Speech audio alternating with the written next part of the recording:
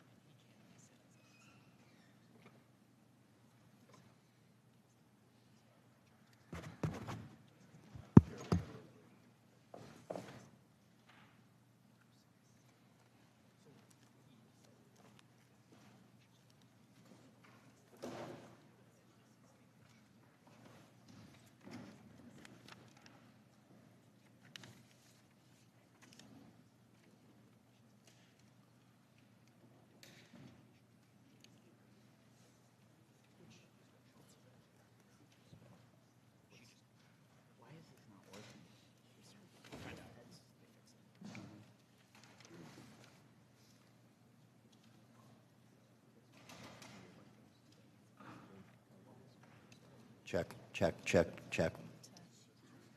Test. All right, I think it's working now. Let's get going. Thank you, Secretary Yellen, for appearing before this committee. I understand that it was 30 years ago this week that you were first nominated to a public sector role as a member of the Federal Reserve Board of Governors. It's a noteworthy record of service. I congratulate you, and I appreciate your willingness to answer our members' questions today.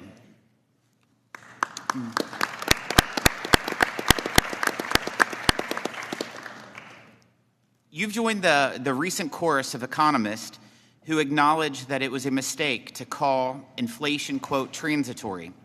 But it's worth noting the fundamental mistake, President Biden's reckless tax and spend policies that have sent the cost of living skyrocketing almost 20% since he took office. Families pay more today for pretty much everything than the day Joe Biden was sworn into office. Real wages are almost 4% lower than when he became president. The Federal Reserve has hiked borrowing rates to try to control inflation.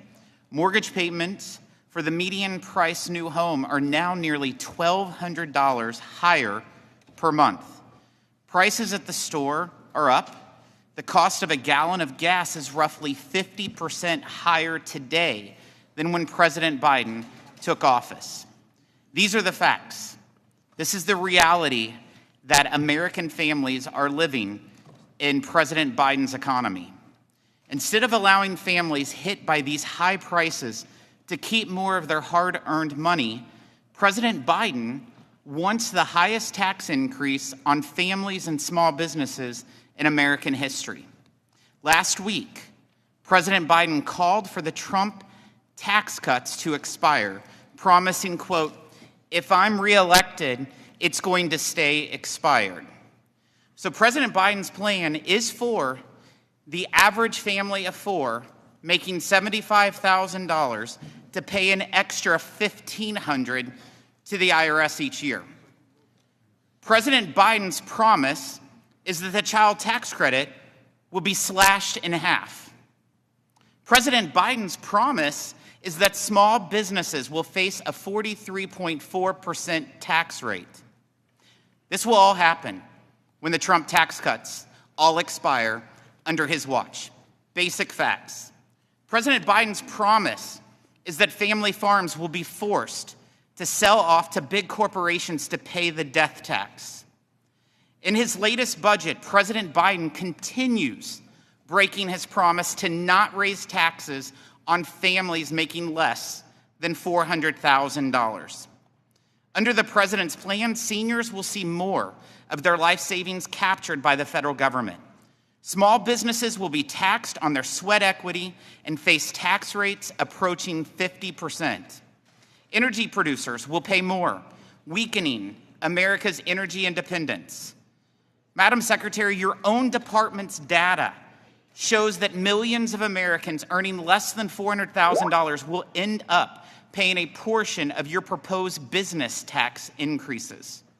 That's on top of the new audits that will be coming from the IRS, which you conceded in this committee last year. Over 90% of those audits will fall on middle-class earners and small businesses. To add insult to injury, under one-party rule, Democrats spent billions of taxpayer dollars on welfare for the wealthy and well-connected. They gave the wealthy tax credits for leasing or buying luxury electric vehicles, while working families got higher prices from the so-called Inflation Reduction Act. Under that same law, the Biden administration is sending billions of taxpayer dollars to Chinese companies tied to their communist government, all in the name of climate change. China is an adversarial nation spreading its influence around the world at the expense of American workers and producers. America should be standing up to China's unfair practices, not using tax dollars to make us even more dependent on China. The record of the 2017 Trump tax cuts could not be more different than the policies of this administration. The Congressional Budget Office found that after the law went into effect, the share of taxes paid by the top 1% of households increased, while the burden falling on lower income earners decreased. Real median household income increased by $5,000, a bigger gain than the prior 8 years combined. The officially reported poverty rate dropped to its lowest level in U.S. history, and Black and Hispanic unemployment reached historic lows. We reversed the decades-long trend of American companies picking up and moving their jobs, factories, and money overseas. Beyond our borders, the Biden administration has adopted a posture of surrender and retreat. The OECD global tax deal the administration is trying to negotiate would surrender America's tax revenue and jobs to foreign countries. Congress writes the laws, not bureaucrats negotiating behind closed doors. This deal has no path forward in this Congress. I hope today we can get some answers on why President Biden insists on tax hikes for working families, while the wealthy and well-connected receive cash handouts for their Green New Deal spending. Thank you for appearing today, and I look forward to our testimony. I now recognize the Ranking Member Nill for his opening statement. Thanks, Mr. Chairman. Madam Secretary, we're honored to have you in our presence today. We also want to highlight what has been a remarkable career. Chairman of the Council of Economic Advisors, Chairman of the Federal Reserve Board, and a successor to Hamilton as Secretary of the Treasury. We're honored by your presence. Your team has been hard at work electrifying our nation, ushering in a new era at the IRS, and implementing Joe Biden's record-breaking economic agenda, all with the American people at the center of the work. Even the Wall Street Journal recently noted that our economy is the envy of the world. It's a well-deserved recognition for an administration that has created 15 million jobs, spurred a small business boom, and rebuilt an economy from the bottom up, the middle out, and breaking record after record. 4 years ago, this success was unimaginable, and it certainly was never guaranteed. Millions were without a job at no fault of their own. The grocery shelves were bare, and we had no answers for the mysterious virus taking the country by storm. And then President Joe Biden took office, returning our nation to one of science, sensibility, and for sure, stability. Starting with the American Rescue Plan and most recently with the Inflation Reduction Act, which came from this committee, Democrats' legislative successes have helped to transform the nation. We are bringing down health care and household energy costs. The clean energy economy has created over 270,000 jobs, and everywhere you travel, you can tell that infrastructure projects are underway across the country. Thanks to our multi-year investment, the Internal Revenue Service has had another outstanding filing season. I'm pleased with how in such short order the agency has stood up to secure a way to file tax forms. I know many folks in the Commonwealth were able to use this program to ease their filing experience this year, including a state senator who mentioned it to me yesterday. And after years of underfunding at the hands of our Republican colleagues through their budget cuts, returns are being processed faster, more Americans are getting the service they deserve, and already $500 million in taxes owed from very wealthy people have been recovered.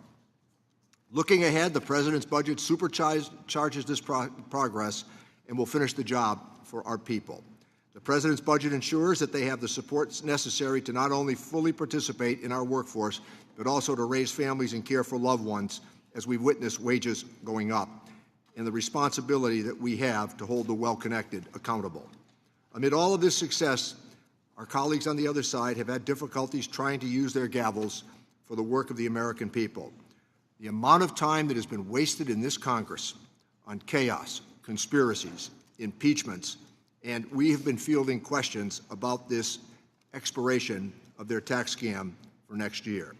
There are still over 8 months left in this Congress and many more until these provisions expire, but it seems as though legislative opportunity is well already being considered by the Congress. I've seen their former leader calling for the devaluation of the dollar, stunting, and even in some cases repealing much of our legislative progress in the name of politics. It is deeply unpopular, and it puts the health of our economy and countless paychecks on the line.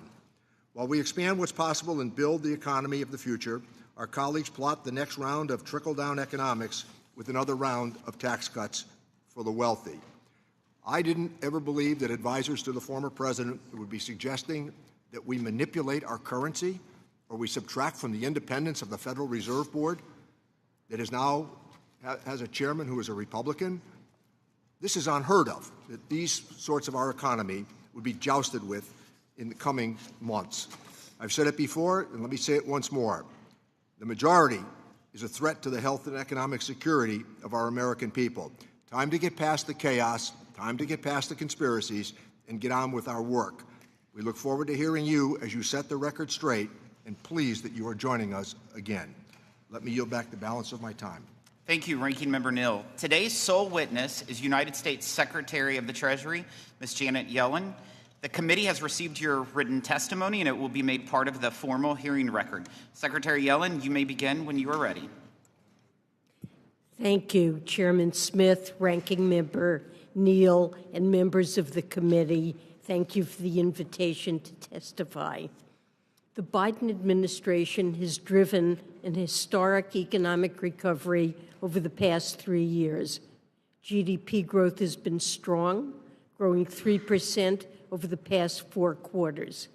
Inflation has decreased significantly since its peak, though we have more work to do. The labor market is also remarkably healthy, with the unemployment rate below 4% for the longest stretch in over 50 years. Real wages and household median wealth have increased since before the pandemic, and families are putting their additional income and accumulated savings back into the economy. Consumer sentiment is up 21% from 1 year ago. President Biden and I are taking additional actions to bring down the costs of key household expenses like energy, prescription drugs, and housing. We're also focused on expanding our economy's capacity to create good jobs while reducing the deficit. As we implement the bipartisan infrastructure law, the CHIPS and Science Act, and the Inflation Reduction Act, we're creating economic opportunity for Americans across the country, including those without college degrees and in communities that had historically been overlooked or left behind. Companies have announced over $675 billion in clean energy and manufacturing investments since the start of this administration, some of which I've gotten the opportunity to see firsthand. The modernization of the Internal Revenue Service, made possible by the IRA and discretionary appropriations, has enabled us to combat tax evasion by the wealthiest Americans that costs our country over $150 billion a year. And it's made it easier for taxpayers to file their taxes and get the credits they're owed. We met or exceeded all the goals we set out for this filing season, including reaching an 88% level of service, saving taxpayers over 1.4 million hours of hold time, and providing an additional 11,000 hours of in-person assistance compared to last year. We also successfully launched the Direct File pilot program, an easy, free, and secure way to file taxes on a computer or mobile device with over 140,000 accepted returns in the first year.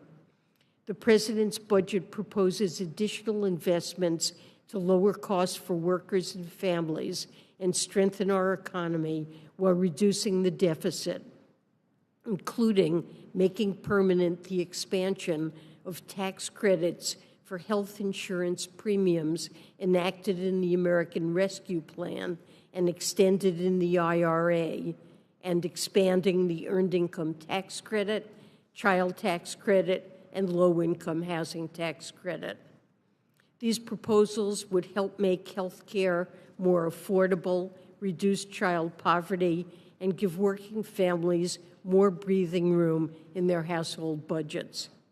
We can make these investments while reducing the deficit by $3 trillion over a decade through a combination of smart savings and tax proposals. President Biden and I have proposed implementing a billionaire minimum tax so that the top 0.01% pay their fair share, raising the tax on corporate stock buybacks to encourage businesses to reinvest profits in their workers and grow their companies, and closing estate and gift tax loopholes that allow wealthy Americans to pay less than they would otherwise owe. As a whole, the President's budget will enable us to address costs that families face right now and to bolster our country's economic strength for the years ahead. I'll now be happy to take your questions. Thank you. We'll now proceed to the question and answer session. Madam Secretary, in all four of President Biden's budgets, he plans to hit middle-class families with a multi-trillion-dollar tax increase starting in 2026. He has promised to let the Trump tax cuts expire. Isn't it true that President Biden is promising a $1,500 tax hike on a family of four earning less than $75,000 by that action? The President has been very clear that no family earning less than $400,000 will face a tax hike. He's not proposed such a thing since he took office, and he's not proposing to allow that to happen when parts of TCJA expire. So when you testified at the Finance Committee last month, you said, quote, "The president does not have a plan to address the coming tax hikes." That was at the Senate Finance Committee last month. Isn't it true that without a plan, the president would slash the child tax credit in half, which means parents lose $1,000 from their pocketbooks for each child each year. The president has principles that will guide his negotiations with Congress over how to handle this, and his principles has made clear that he opposes increasing taxes on people earning less than $400,000. He supports cutting taxes for working people and families with children to give them more breathing room. Madam Secretary, does that mean that he will support the child tax credit to be made permanent at $2,000 that was put in the Trump tax cuts? Would the president support that? Because that affects working families. The president has proposed in his most recent budget expanding the child tax credit and has supported the Wyden-Smith legislation that would increase the child tax credit now as well. Would you say that that it would be true that leaving the Trump tax cuts expired means President Biden would roll back Republicans' guaranteed deduction, resulting in a tax increase of $3,373 for a family earning less than $75,000?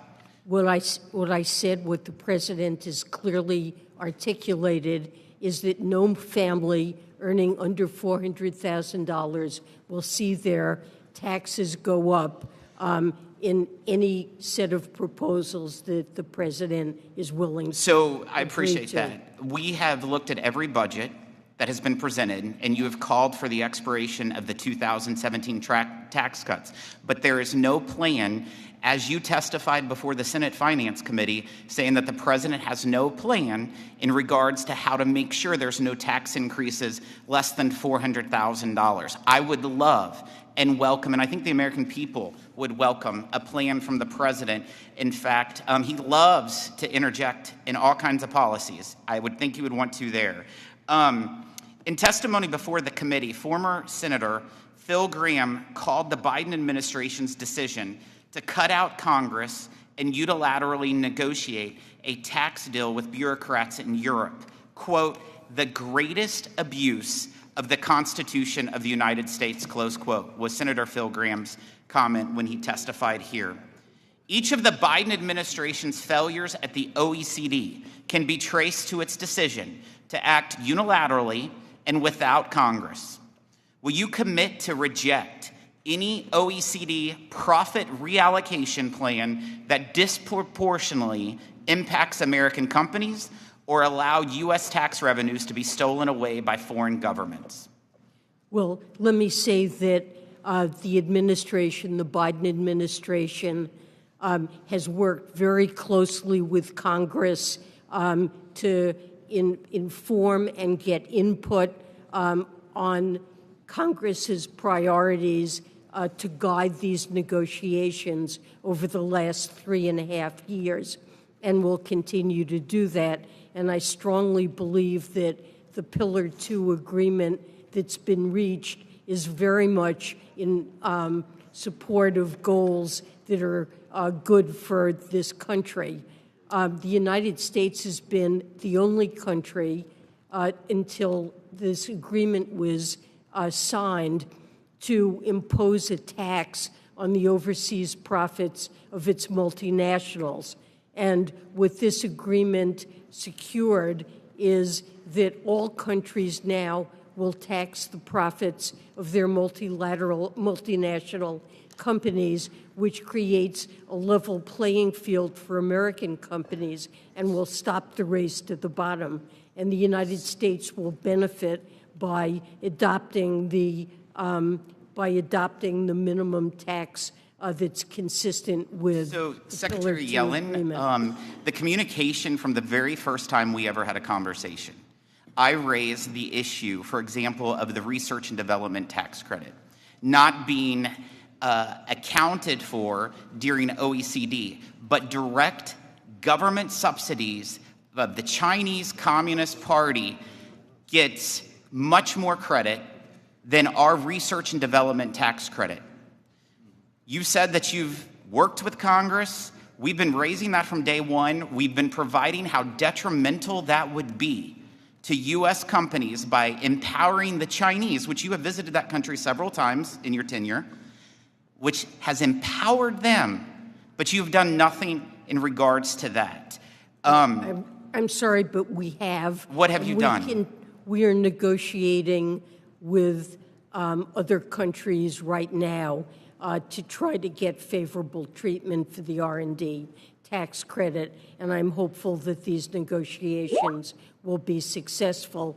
And I would point out that other tax credits, including the green tax credits and credits affecting the low-income housing tax credit, have been codified as continuing under Pillar 2. So I'll just reiterate again our concern with almost $200 billion leaving American companies and going to foreign nations under the plan that this administration negotiated with Europeans, that we are adamantly opposed to that. The Democrats' so-called Inflation Reduction Act that was supposed to prevent electric vehicle tax credits from going to foreign entities of concern in China and adversarial nations, but Treasury has created multiple loopholes that will send American taxpayer dollars to Chinese billionaires and Chinese manufacturers. Isn't it true that the foreign entity of concern rules written by your Treasury Department are more China favorable than the same foreign entity of concern standards from Biden's Commerce Department for semiconductors? I believe that they're similar. These are very strong restrictions that, beginning this year and then continuing next year, preclude companies from receiving the $7,500 credit if this year they contain battery components that are have originated in a foreign entity of concern. And next year it will affect critical minerals in processing. We've worked very closely with the Department of Energy and the Department of Commerce. It has been an interagency work to formulate these FIAC rules in a way that will certainly restrict China from profiting from the tax credit. I think it's pretty clear that Treasury's version of these rules would allow Chinese billionaires to receive hundreds of millions of taxpayer dollars, as confirmed by the nonpartisan Joint Committee on Taxation. So in response to this committee, we recently passed the End Chinese Dominance of Electric Vehicles in America Act, led by Congresswoman Carol Miller, which would close those egregious loopholes and protect the American taxpayer. Treasury must do a better job of pushing back against our foreign adversaries. I now recognize the ranking member for questions.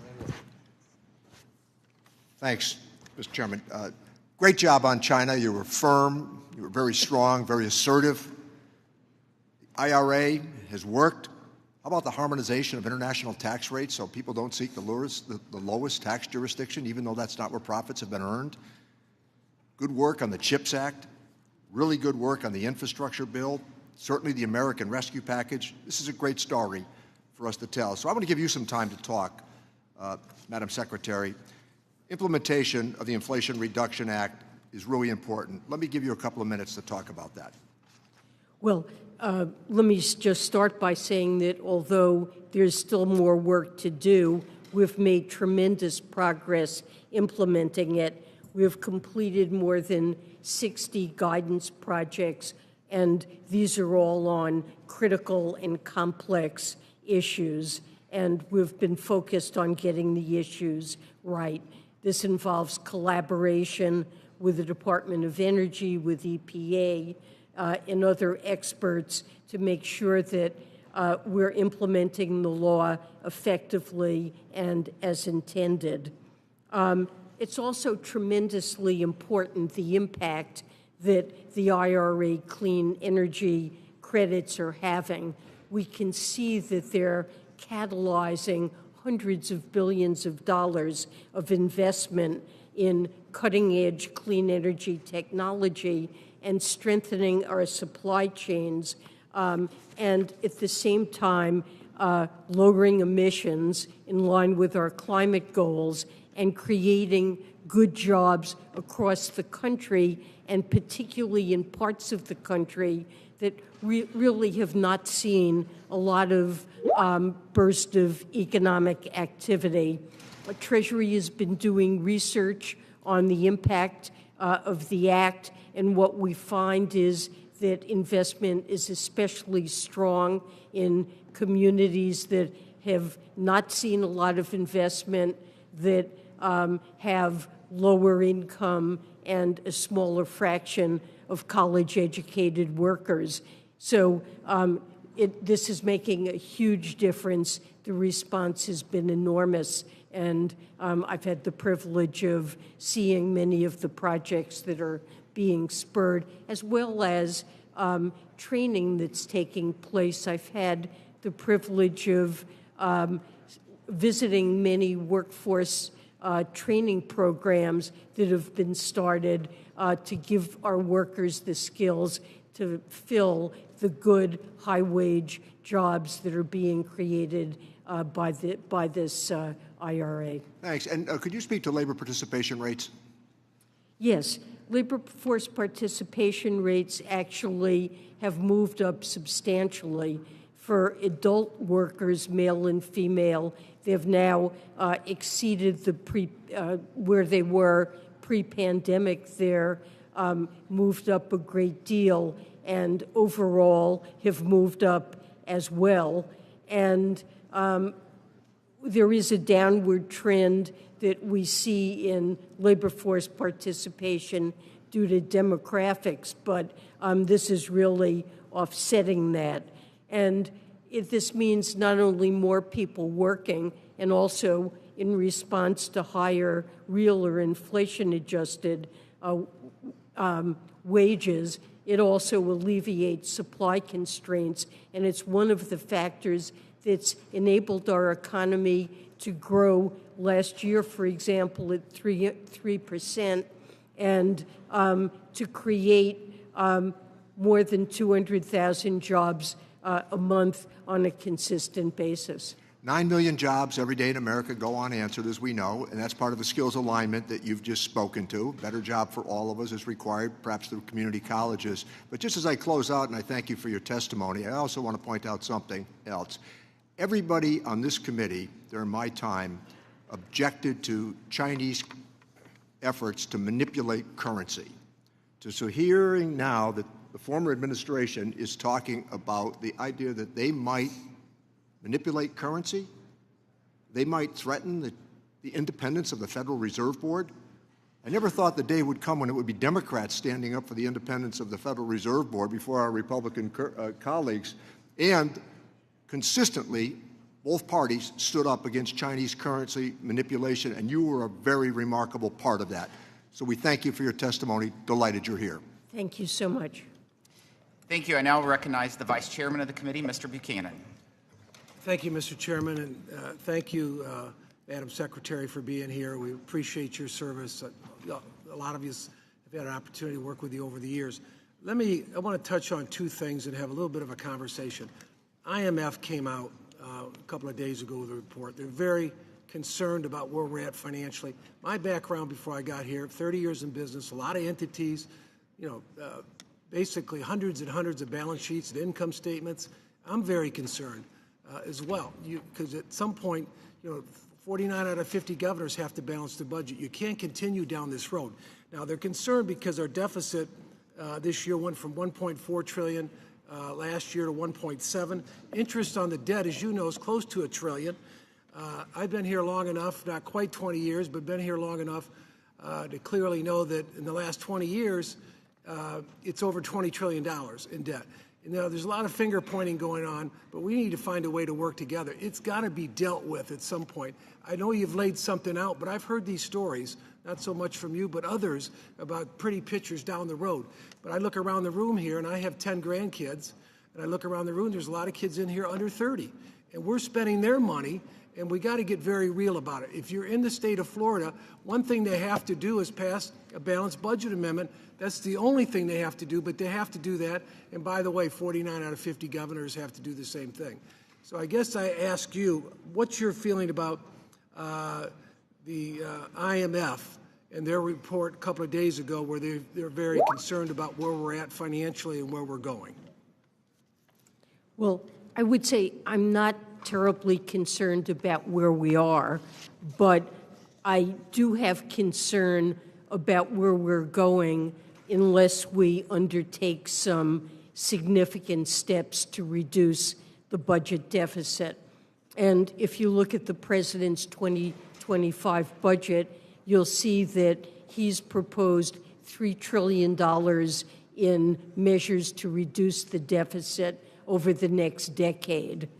I think that's important. Let me ask you, Madam what Secretary. it does is it keeps a key metric of the burden of the debt, which is real net interest that we have to pay on the debt. I'm limited on my time. I want to get to this other question. You've talked about nobody paying any taxes above 400.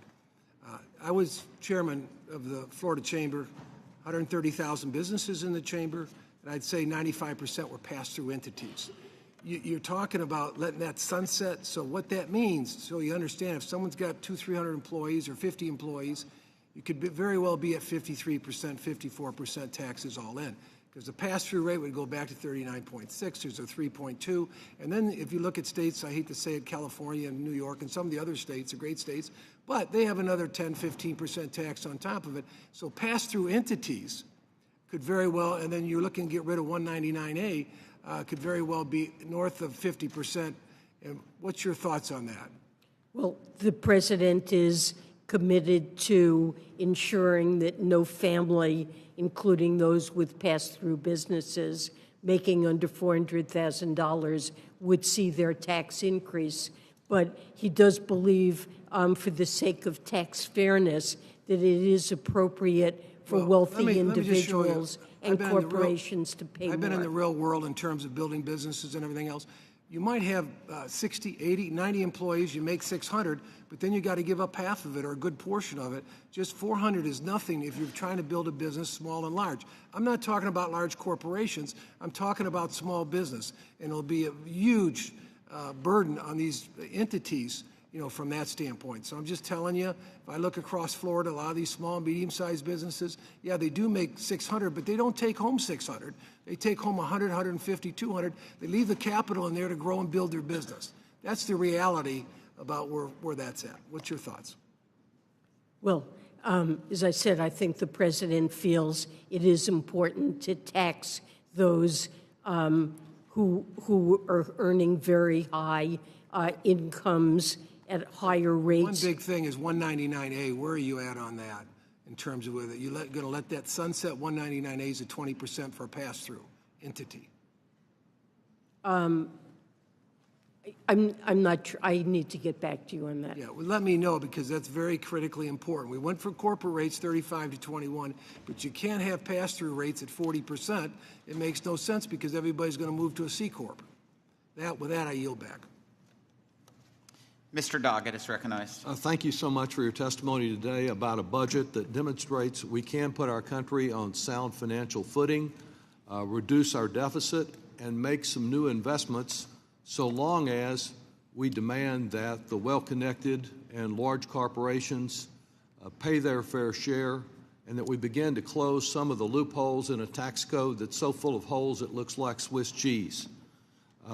In contrast, what the chairman has been urging the Biden administration to do is to embrace an extension of all of the very inequitable Trump tax breaks that I've seen estimates would cost $3.5 trillion in additional debt. At the same time that they express all this concern about the debt, they seem to be about building more of that debt. I appreciate the fact that the president and you certainly understand the ramifications of that. They also spend a lot of time defending corporations that like to hide their profits on American sales in foreign tax havens.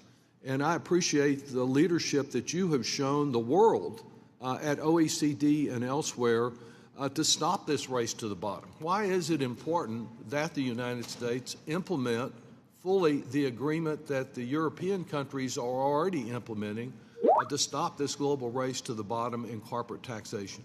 Well, thank you. I believe that this race to the bottom in corporate tax rates took place over decades around the world, one jurisdiction competing with others to attract investment, and the only beneficiaries from that were really the companies themselves. Workers in all the countries where this was taking place ended up bearing more of the tax burden, and countries found it increasingly difficult to tax corporations to raise the funding that we need to support middle-class families and to invest in our country. And so stopping the race to the bottom means multinationals based in every country around the world will all face the same minimum tax. Some countries will charge more than the minimum tax we've proposed. I believe that the United States can, given the environment for business in our country, we can afford to do that, and we've proposed a minimum rate of 21%. Also, that would be in line with our proposal for the corporate alternative minimum tax. As you know, some of the Republicans that really don't believe in taxing corporations at all have said, well, if you go above 15%, which they don't support either, and you go to a higher level, that this will reduce American competitiveness. How is it that our corporations, our multinationals, would remain competitive if they pay a rate that on their foreign profits that's higher than 15%? Well, competitiveness really has to do with differentials in incentives across countries. And prior to Pillar 2, the United States was the only country that taxed the overseas earnings of its multinationals. We have the GILTI tax. It's a lower tax rate, and it's not country by country. But our companies did just fine with that. The rest of the world had nothing. Now the rest of the world will go to a country-by-country 15% minimum, which would leave the United States with the lowest rate, and we can, even if we go up to 21%, the differential is substantially smaller than it was before. Thank you. I've also heard increasing concern that we place our cleaner domestic production on a more even playing field. The fact that we are importing steel and aluminum and some other products that are made in a very dirty environment abroad. What do you think should be done about trying to see that American companies are competitive or not being subject to anti-competitive practices with this dirty production?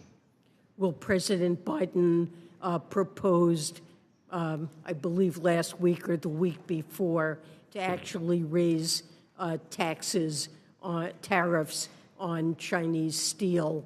Our firms are cleaner, and China in steel suffers from tremendous overcapacity, which leads it to really sell at unfairly low prices globally, and I think it's appropriate to do that.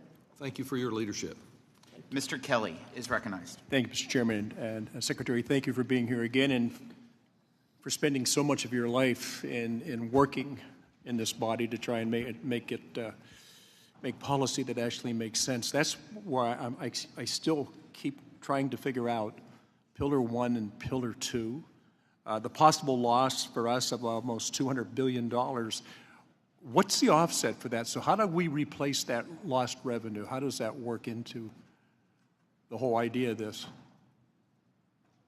Well, that revenue estimate, you're referring to JCT, I believe, and that is an extreme negative case. They indicated in their analysis that the outcome overall is uncertain, and in the most likely cases, the outcome in terms of tax collections would be positive, not negative. Well, I know that's all debatable, and I keep wondering why in the world the United States is so hell-bent on giving up market to foreign countries and saying that this isn't the best interest globally of what we want to do. I'm more interested in a very strong United States that remains the strongest country on the face of the earth, that we don't have to depend on anybody else. Now, I understand that the U.S. is going to be presented an agreement on Pillar 1 to sign the next 2 months. So does Treasury commit to work with Congress before signing the OECD Pillar 1 agreement? We've been in touch with Congress throughout this process. One of the things we heard from Congress on Pillar 1 is that there needed to be an opportunity for public comment. We heard that certainty around what's called Amount B that has to do with transfer pricing is very important to members of Congress, and it's something where we need to make sure we get firm commitments from other countries. We also heard from Congress that getting a very clear definition of digital service taxes, what they are and what is ruled out, all this is very important, and we agree, and those are our red lines, and it's what we're negotiating for in the final months of negotiations on Pillar 1. And I agree with you on everything you've said, that on its best day, this whole scenario, what we're going through can be considered unbelievably complicated, and how at the end of the day, it is in the best interest of the United States. I've always thought that, we seem to be getting into a push and pull on what constitutional authority lies with which body, and the idea that somehow Congress will be the afterthought in a process that absolutely it is supposed to control. So I'm really interested, as you go forward on this, the sharing of all that information. I just don't understand the negotiations where in a constitutional authority, and I know you can do certain things, and there's other things that you have to run through the Congress. My concern is that the Congress seems to be an afterthought now and not the main consideration when we do these negotiations. And it's like, well, this is what you gave us some authority to do, so we're going to have to do it. I just don't understand at all how we sell this to the people we represent, that somehow this is in the best interest of the United States. I still want to dwell on the fact that we have been losing market share because of policies that we've initiated, not so much that we have strong foreign competition, it's that we have weak policy when it comes to maintaining our own market share. And for whatever reason, we seem to have become a global entity as opposed to the strongest country the world has ever known, and a nation that is the first responder in everything that goes bad in the world. We're the first ones to be there, and we keep ceding off all of these different things that we have, all of these different abilities that we have. And so, no, I think it's more important to act globally right now. I would just suggest that I'm looking at the globe right now, and the globe is looking at us to see, I wonder when the Yanks are going to show up. I just hate to see us keep giving up authority and the negotiations taking place from the executive branch and then being run through the Congress at a later date. So all I'm asking you to do is commit. Like, we need to know what's going on and what's taking place. I don't like giving anybody a pen to go ahead and sign on to something in an international trade and a global tax initiative. It just doesn't make sense to me, and I think it's totally unconstitutional.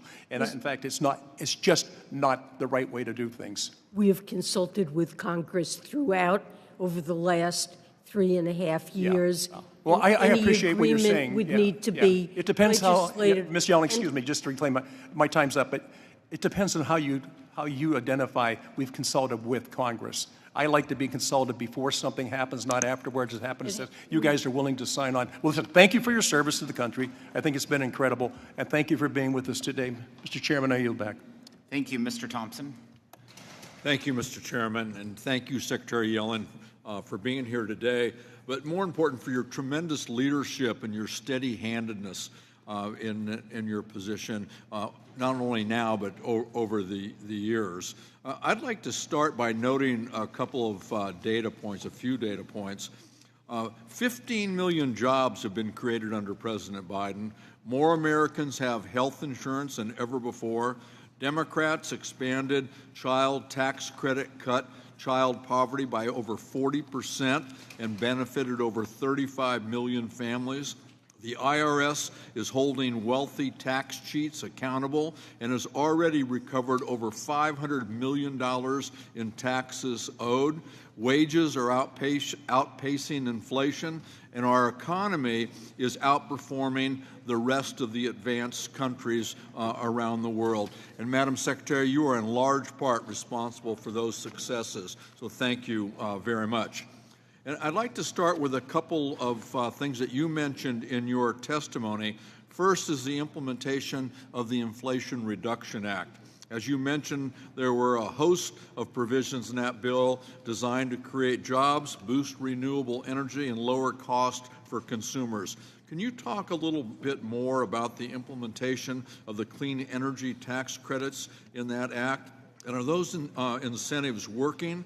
And what sort of investment are you seeing in renewable energy, manufacturing, jobs, et cetera?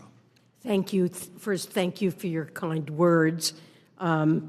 So we're working around the clock to write the regulations that will provide certainty to households and businesses around the credits.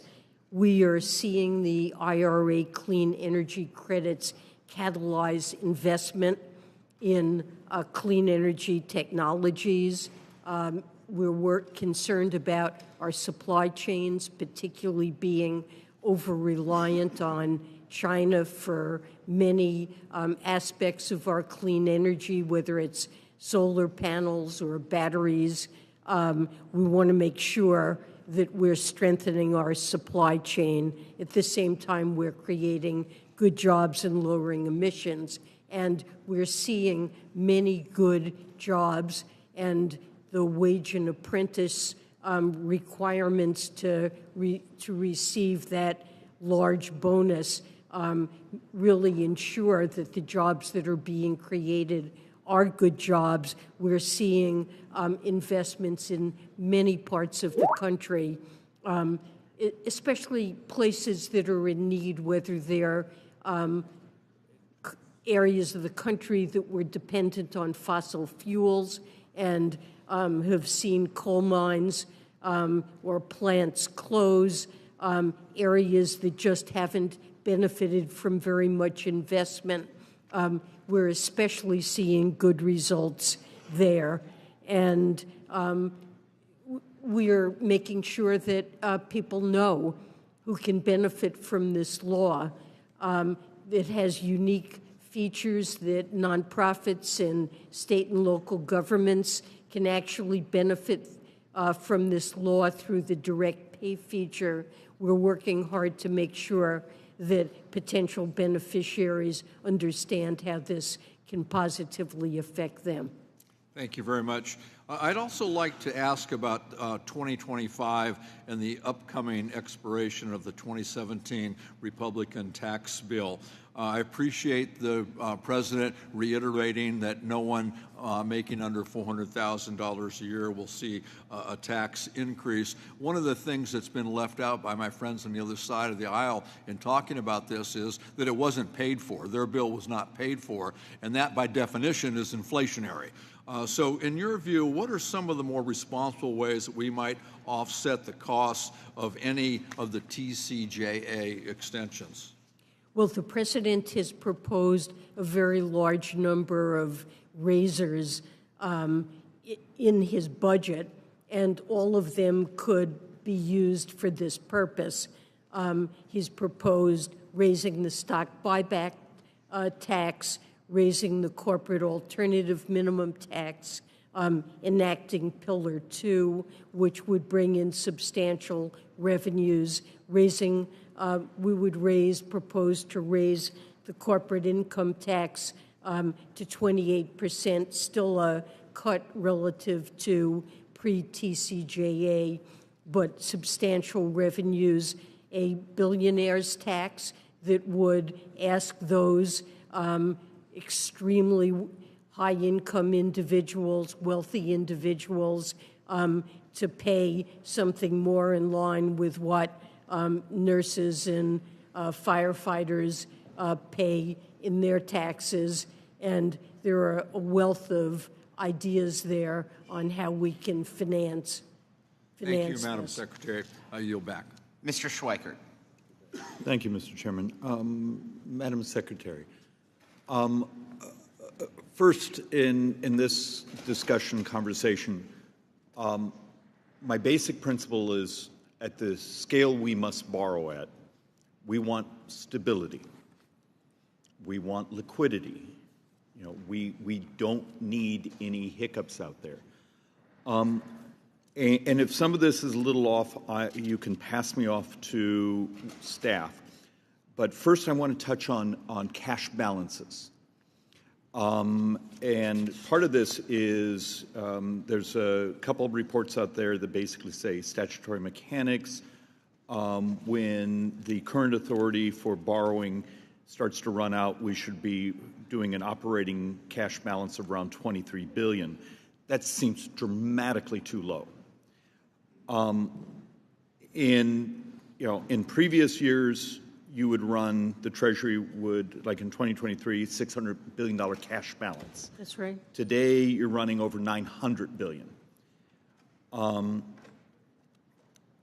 This is actually more of a mechanical, technical question. Do you need us, as the Ways and Means Committee, to update any statutory authorities or mechanics of what type of operating balance do you need to maximize stability? You saw the blip we had yesterday when you did your refunding announcements, and that was only what, a $41 billion tick up for that quarter. What do we do to maximize interest rate efficiency? Do you need any additional authority? I don't think we need legislation. We have standing policy on operating cash balances, and I believe around $500 billion would be a normal level given the volume. But you've been running of our dramatically payments. higher than that traditional $500-600 billion. I think in the previous quarter you were running in the mid 800s. Now you're running over 900. I think it depends on what our flow of expenses are, can vary over time. And of course, it has ups and downs as we, tax collections are bunched around April 15th. But what caused our cash balances to run to exceptionally low levels in the past was the failure of Congress to raise the debt limit. But where I was going with that is there's a analysis that the statutory authority actually requires you to go down to $23 billion. And that may be one of your legal team saying, okay, you have the authority to ignore that interpretation of the statute. So look, this is not a gotcha question. This is, I want to know what we can do to help maximize stability. I'd be glad to get back to you with details on that, but I would say during my time, the major threat I've seen to our cash balance is that when Congress fails to raise the debt ceiling in a timely way, we have absolutely no alternative but to run down our cash balances. Otherwise, we would be unable to pay our bills. Understood. I have a whole chart on your extraordinary measures and what's in your balances. I was just sitting here playing and I have much smarter people on staff, like your billionaire tax. Okay, great politics. Do I read it properly in your testimony? It's a 0.01%. Okay, fine. But that works out to, over the next 10 years, on an average of 0.143% of GDP. This year, our burn rate is close to 9.6% of GDP. My fear is the politics of theatrics and the actual math. We do a crappy job telling each other the truth and telling the public the truth of the fiscal because you gave some brilliant speeches when you were Federal Reserve Chairwoman on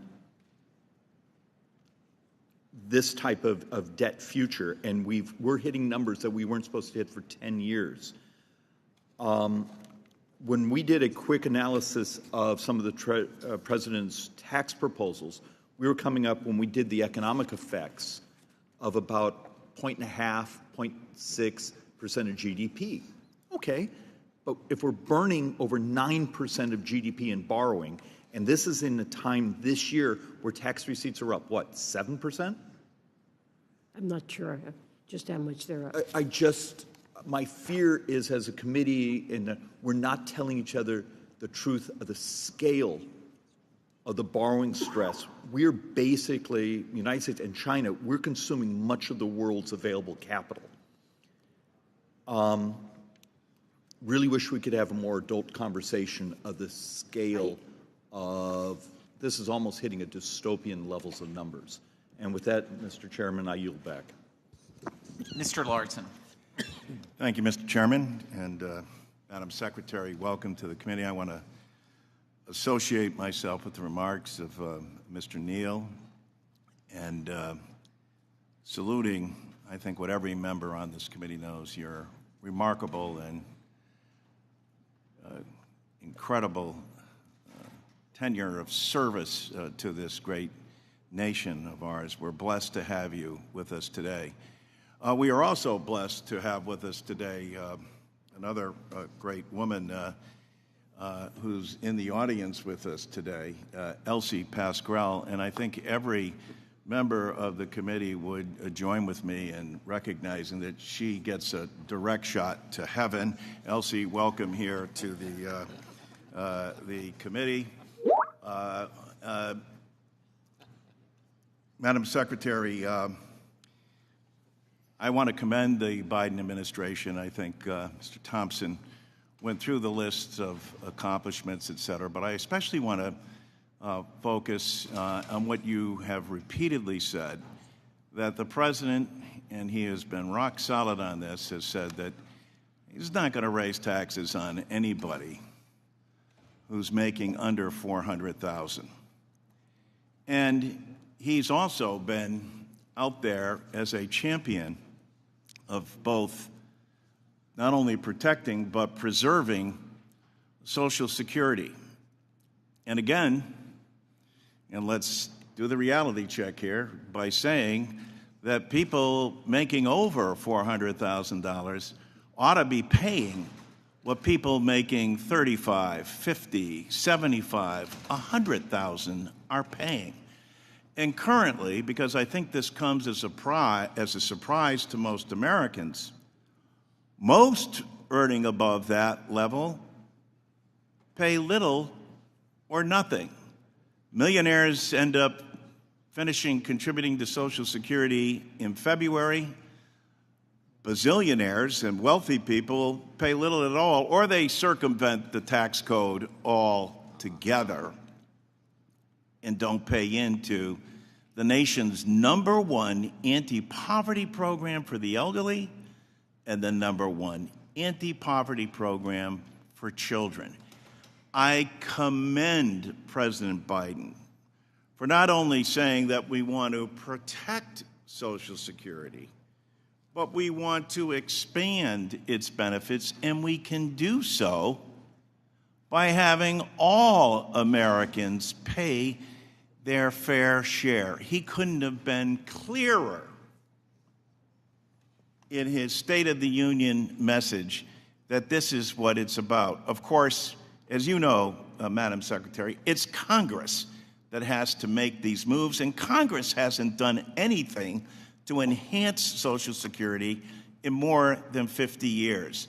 And talk about numbers, with 10,000 baby boomers a day becoming eligible for Social Security, it's long overdue that Congress take action.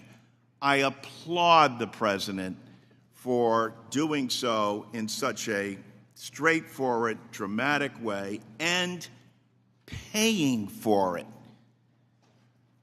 So my brief question to you, Madam Secretary. Could you discuss the importance of Social Security and why the President has adhered to making sure that we're not taxing people below $400,000? Happy to. Every year, Social Security lifts tens of millions of seniors out of poverty. It is the federal government's most important anti-poverty program, and it's a guarantee that generations of Americans have counted on, namely after working hard throughout one's life, that you'll be able to retire with security and with dignity. And for those reasons, President Biden feels very strongly that we need to preserve the benefits and even extend the benefits of Social Security and honor the commitments that we have made to the nation's seniors. He's committed to working with Congress to protect Social Security for this generation and future generations. I thank you, Madam Secretary, and I yield back. Dr. Winstrom. Thank you, Mr. Chairman. Thank you for being with us today, Secretary Yellen. Appreciate it. Much of our conversation today has been focused on the future of our nation's tax code, of course, as we approach the expiration of many key policies from the Tax Cuts and Jobs Act next year. You know, when I think about tax policy, I think about making America the best place in the world to do business, and for that matter, the best place to work. And right now, we're in a fierce global economic, political, and strategic competition. It's not the same as after World War II. Our adversaries like China want to dominate the world markets, and they're doing that. And they want to make America and our allies dependent on key industries and supply chains. I know you know that. Keeping our tax code globally competitive is a crucial part of strengthening our domestic manufacturing base and reducing our dependence on unreliable supply chains, or those that can be used as weapons, if so desired, by our adversaries. Secretary, I know you've spoken at length about the need for de-risking. I agree with you on that when it comes to our economic relationship with China and your desire to see more friendshoring of our critical supply chains. I also know you recently visited China, thank you for doing that, to discuss economic issues, including the massive subsidy-driven industrial overcapacity that China has built, which is distorting global markets. I'm not sure that we can always change what they do and their practices, but we can and should see what we can do to counter that. And I'm glad you focused on the risks of China than what they pose to our security. But I'm concerned that the administration's tax policy proposals would take us in exactly the wrong direction when it comes to our economic security and our national security, for that matter. The Tax Cuts and Jobs Act was a huge step towards making our tax code globally competitive, bringing more business investment back to the United States. Since it passed, we've seen zero corporate inversions, and instead we've seen American businesses bringing back their overseas earnings to fuel investment and wage growth here in the States. So now more than ever, we need to be working together to build on that type of progress, not reverse it by imposing crippling tax hikes on American families and businesses. I believe that's exactly what will happen if we do not act to renew key provisions of the 2017 tax reform law when they expire next year. Meanwhile, the negotiators from your department representing us at the OECD are preparing to give away the U.S. tax base and allow foreign countries to impose discriminatory taxes on U.S. companies. This does not help us. Anyone who runs a business would understand that.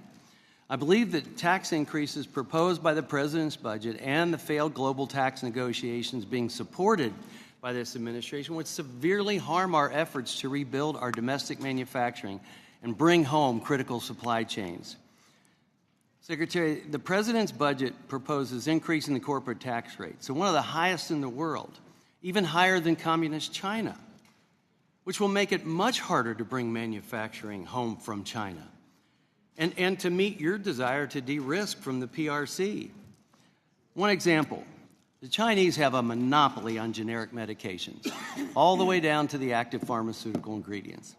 How do we break that monopoly and reduce our health risk, our national security risk, by increasing corporate tax rates, making us unable to compete. I mean, are you against or are you for domestic supply chain production to enhance our national security and our national health security for our critical needs? Because I just don't see how increasing corporate tax rate, making us less competitive in the world, is going to bring business back to the United States where we need it most. I certainly agree with the goal of having resilient supply chains. The idea of friendshoring means we'll work with trusted allies, and in addition to sourcing domestically.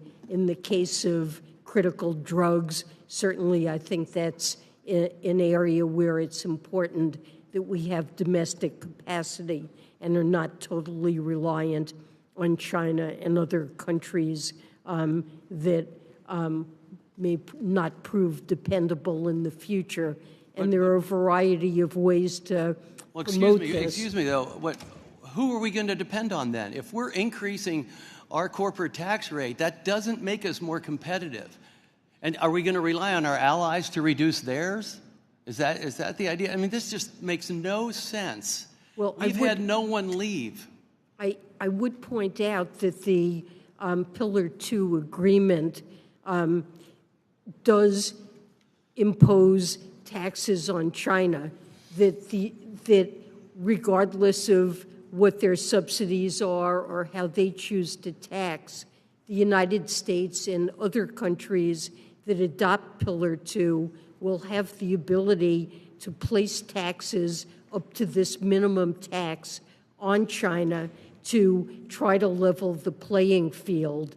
So China will not gain any advantage if it chooses. It has said it will implement the deal. But if it doesn't do so, we will implement the deal on Chinese multinationals that compete with ours through a provision called the undertax payment rule. Well, you had conversations with them. I would doubt that they said that they would cut their subsidies. I yield back. Mr. Pascrell. Thank you, Mr. Chairman. Welcome, Madam Secretary. So, unemployment is at an historic low. Interrupt me when I say something that's not correct or can't be proven by data. Wages are rising. I want to come back to that in a minute. Inflation has plummeted. We got work to do. Factories are booming. America's economy is the envy of the entire world. There's no two ways about it. So I'm proud of our efforts to make big business and rich tax cheats finally pay their fair share. What the heck is wrong with that? And we've made progress. We have not made progress in the area of the income gap that still exists, even when wages increase 4 to 5%. We've got to do something about the code, the tax code, the very tax code. You can draw a straight line from these wins to the policies enacted by President Biden. And yes, Democrats.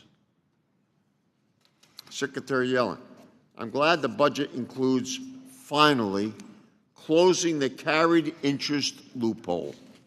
Maybe the worst loophole in the entire tax code.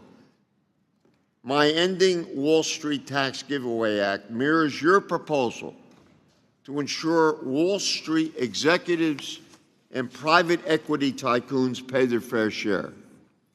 We came very close to closing that loophole, if you remember, in the Inflation Reduction Act. And I'm not giving up. Because if we don't do that, we continue to send the wrong message to taxpayers.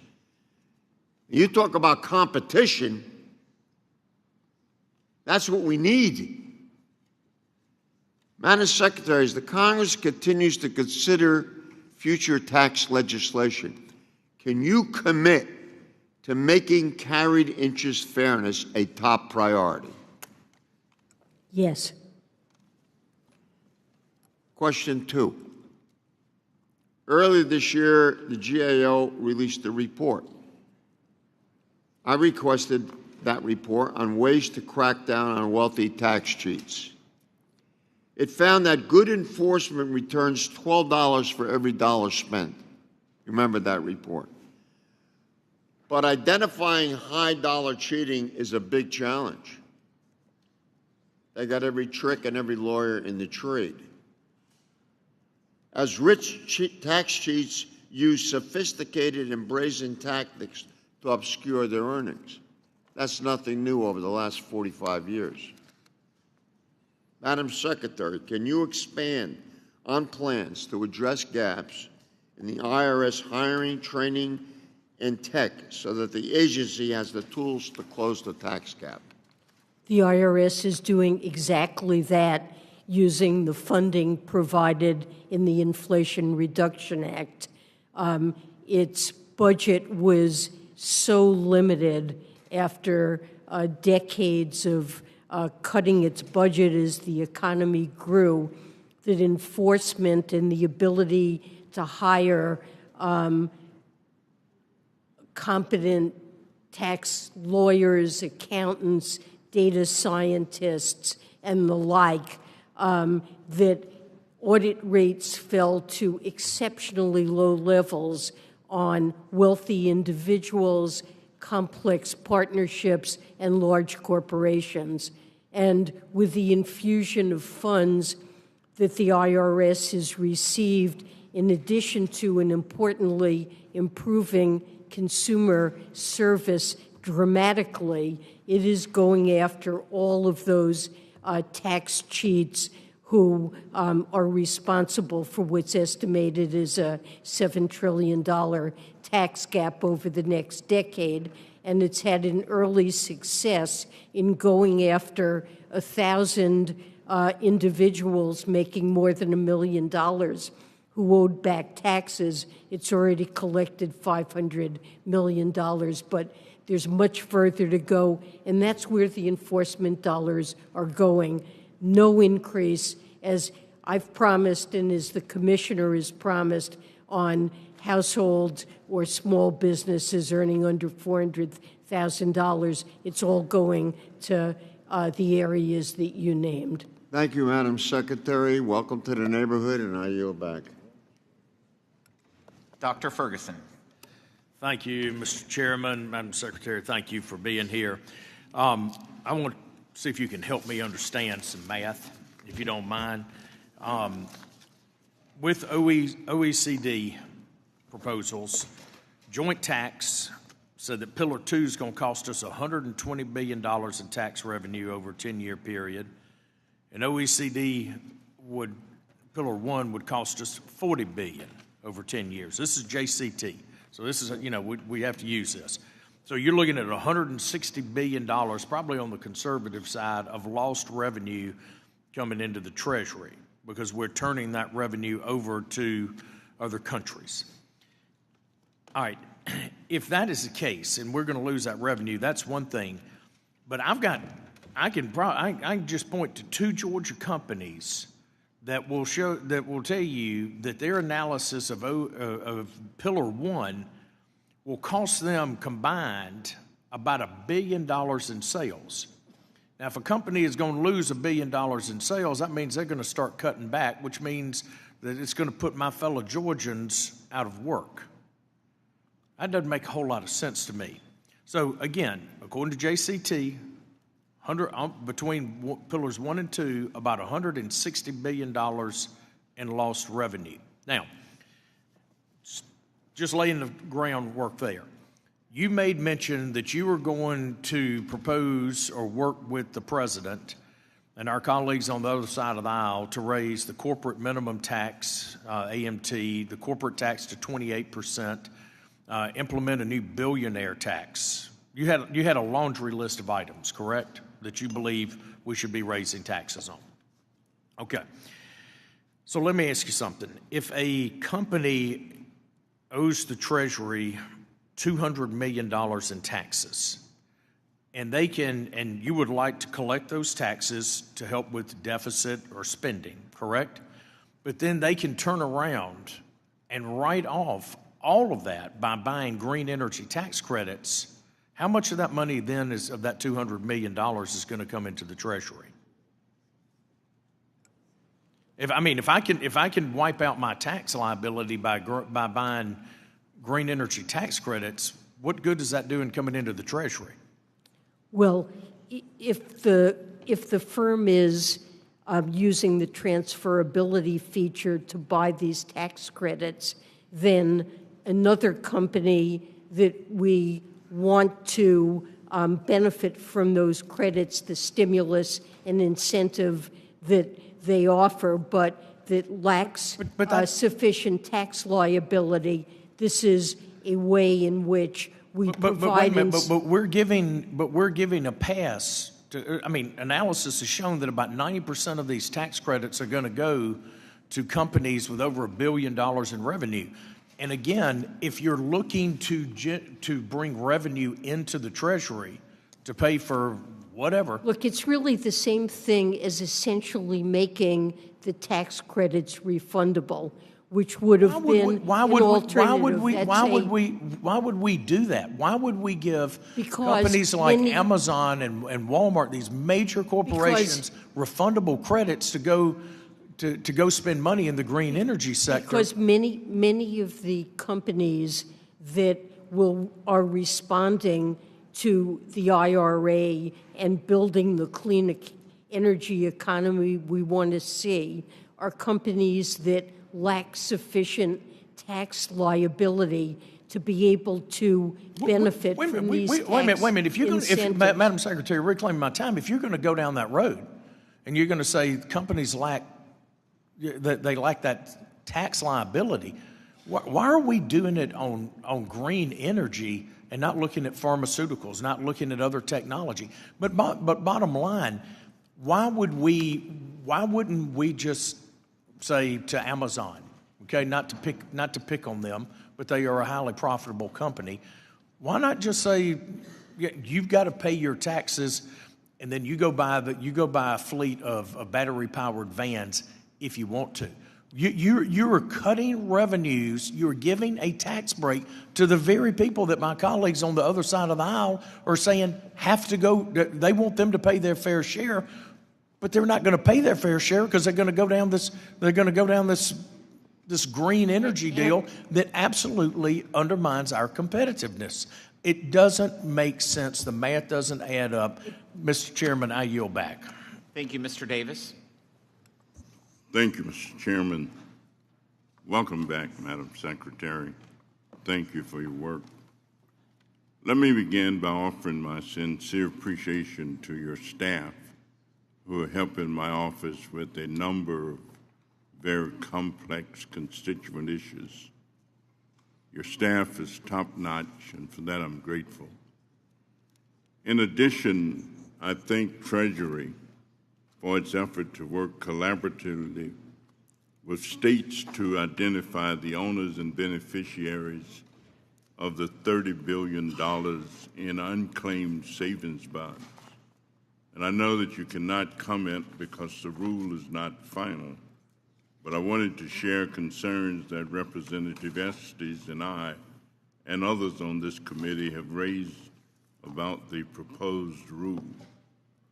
Given that most of these unclaimed bonds come from the middle of the last century, when African Americans and others were excluded from banks and often turned to Treasury bonds as a key investment, I suspect that a high percentage of unclaimed bondholders will be blacks and people of other minority group identities. Given these concerns and given the success of state treasurers at helping people find unclaimed property, I worry that the proposed rules would greatly limit the ability of states to help Americans get back their missing savings bonds. My hope is that the final rule will allow Treasury to work more collaboratively with states as we intended when we enacted the law. And finally, in my remaining time, I'd like to thank you for your hard work implementing the increased energy investment credit for solar power, especially in low-income communities, and ask if you could share any updates to this program. Thank you very much. And on the savings bonds issue, appreciate your comments, and we'll make sure that they're adequately considered before final regs are finalized. And on the bonuses for low-income communities, we've worked hard to clarify the rules and make sure that there is that low-income communities, that's a special focus of the IRA, to make sure that they're able to benefit, especially from the credits for solar, wind, and other renewable energies. We're working to finalize a set of regulations on this, and there are also allocated credits for low-income communities that the Department of Energy has accepted applications and awarded funds. I thank you very much. And let me just ask, are these proven to be effective in terms of job creation?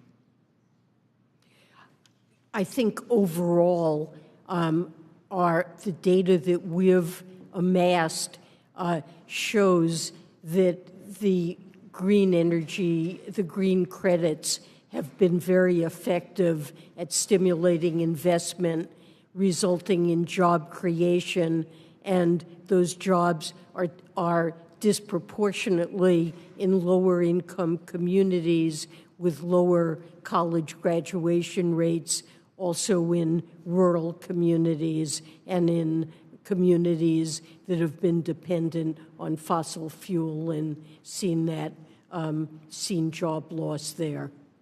Thank you very much. And Mr. Chairman, yield back the balance of my time. Mr. Estes.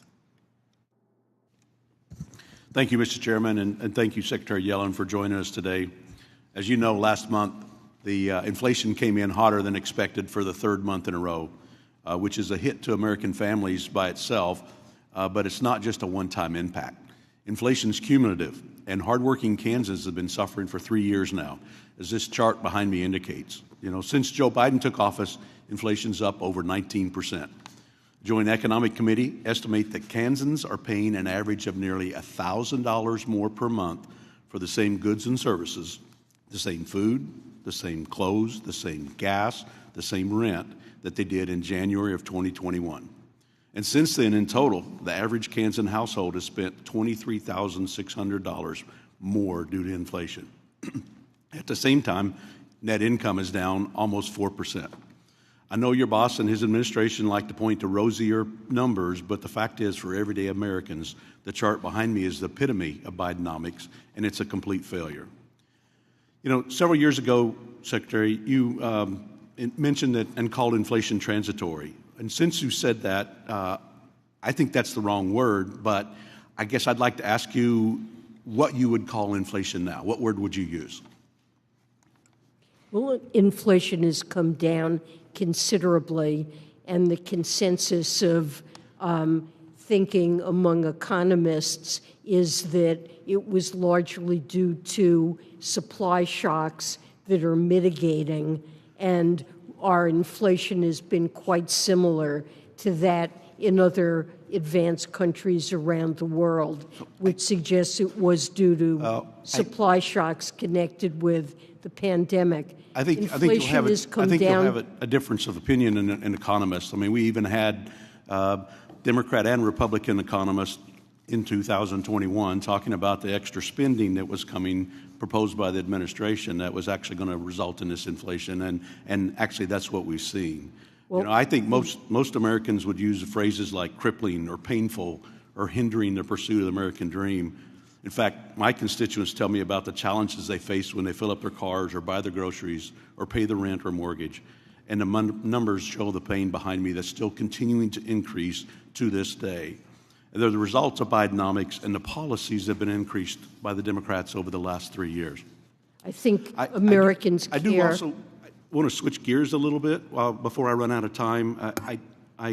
You mentioned earlier that, in the discussion with Chairman Smith, that President Biden was not going to increase taxes on people making less than $400,000. In fact, I have a tweet here from Joe Biden dated 1 week ago today in talking about the Trump tax cuts.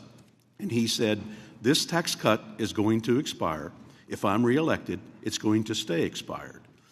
I did some quick calculations, and basically what that means is that there's going to be a 25% increase in the tax rate on people that make less than $44,000. There's going to be an additional $14,000 tax increase on people making less than $95,000, and additional increases on others up until making the $400,000. So if this tweet is right, that came from President Biden, he is going to increase taxes on people making less than $400,000.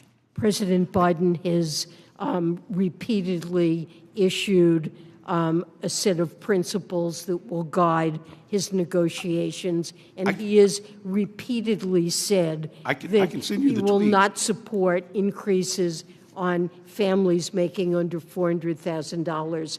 And I haven't looked at the tweet myself. I really want to get to one other point before we run out of time. But I can send you this tweet if you'd like to see that later after the committee. But I do want to get and talk a little bit about OECD. I know it's been brought up before, particularly Pillar 1 and Pillar 2.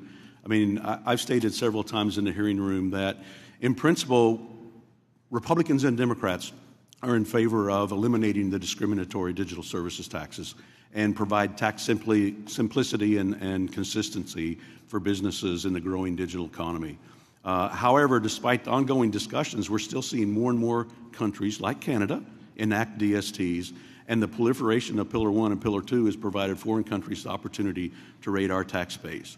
In fact, Pillar 2, as pointed out by the Joint Committee on Taxation, is going to cost the U.S. Treasury tax revenue. Pillar 2 itself, as pointed out by my colleague, Representative Ferguson, that is $120 billion. And earlier this year, JCT report on Pillar 1 note that the plurality of in-scope countries would be from the U.S., and likely that the U.S. Treasury would forego between $100 million and $4.4 billion per year in tax receipts. In fact, I recently heard from one Fortune 100 company that they'd be required to send between $100 and $500 million from the U.S. Treasury to countries like France and Germany and Japan. I think these policies that have been negotiated with OECD are dangerous for our U.S. tax base. We're already struggling to collect enough revenue, and I think we need to change course. I'm sorry I'm out of time. I'd like to talk more about this with you, but I'll yield back, Chairman. Thank you. Mr. Smucker?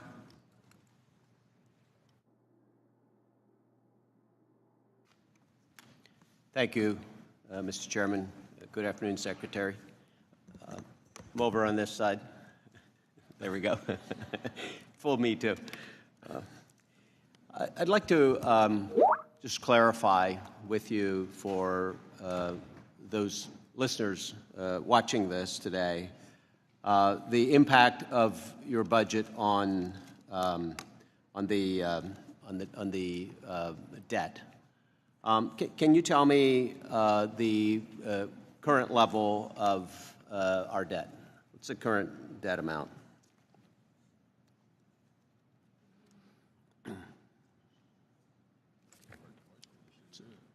It's about $34 trillion, which includes debt held by the or intergovernmental debt as well. That's right.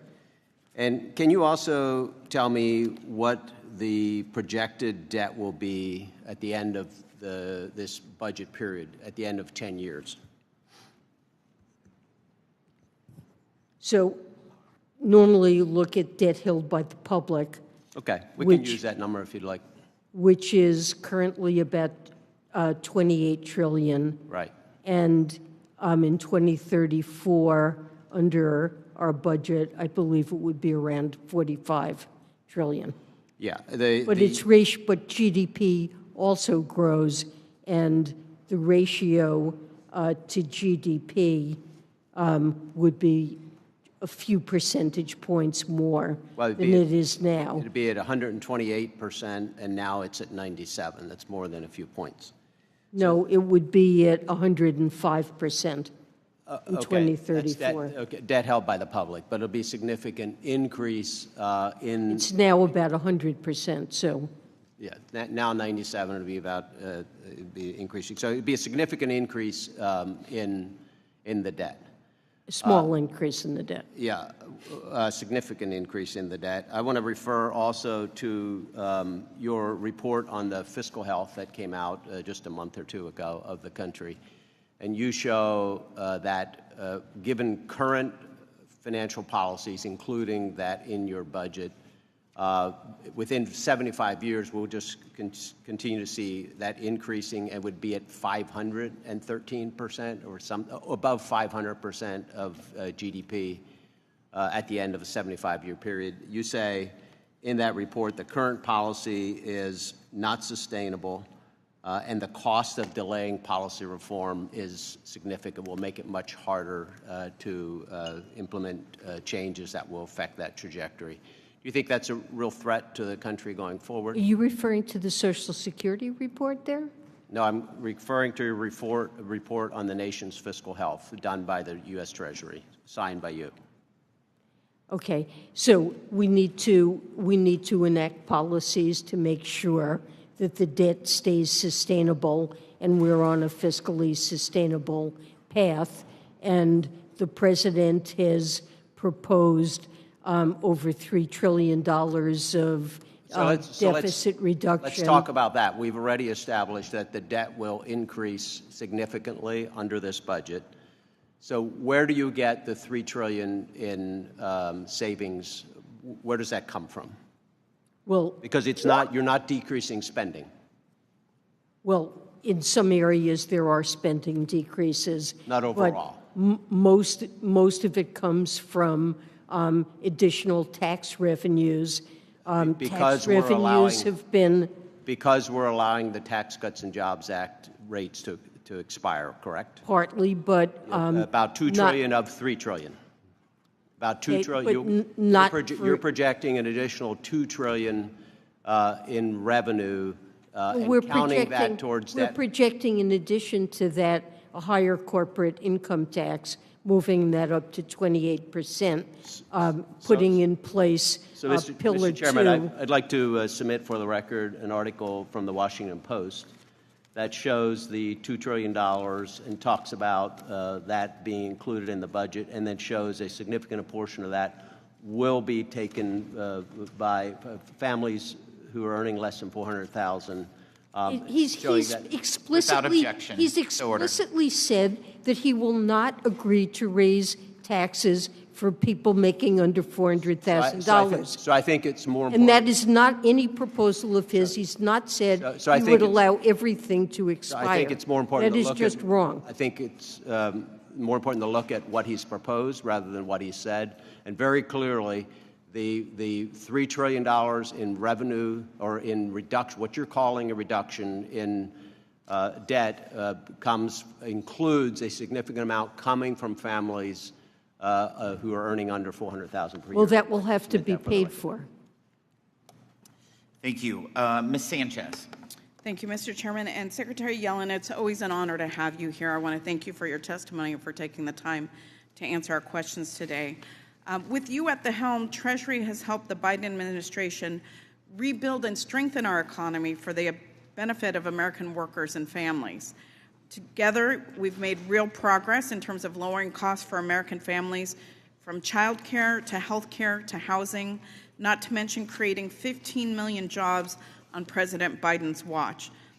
The president's latest budget shows that this administration is committed to building out a fairer, more level playing field in our tax code.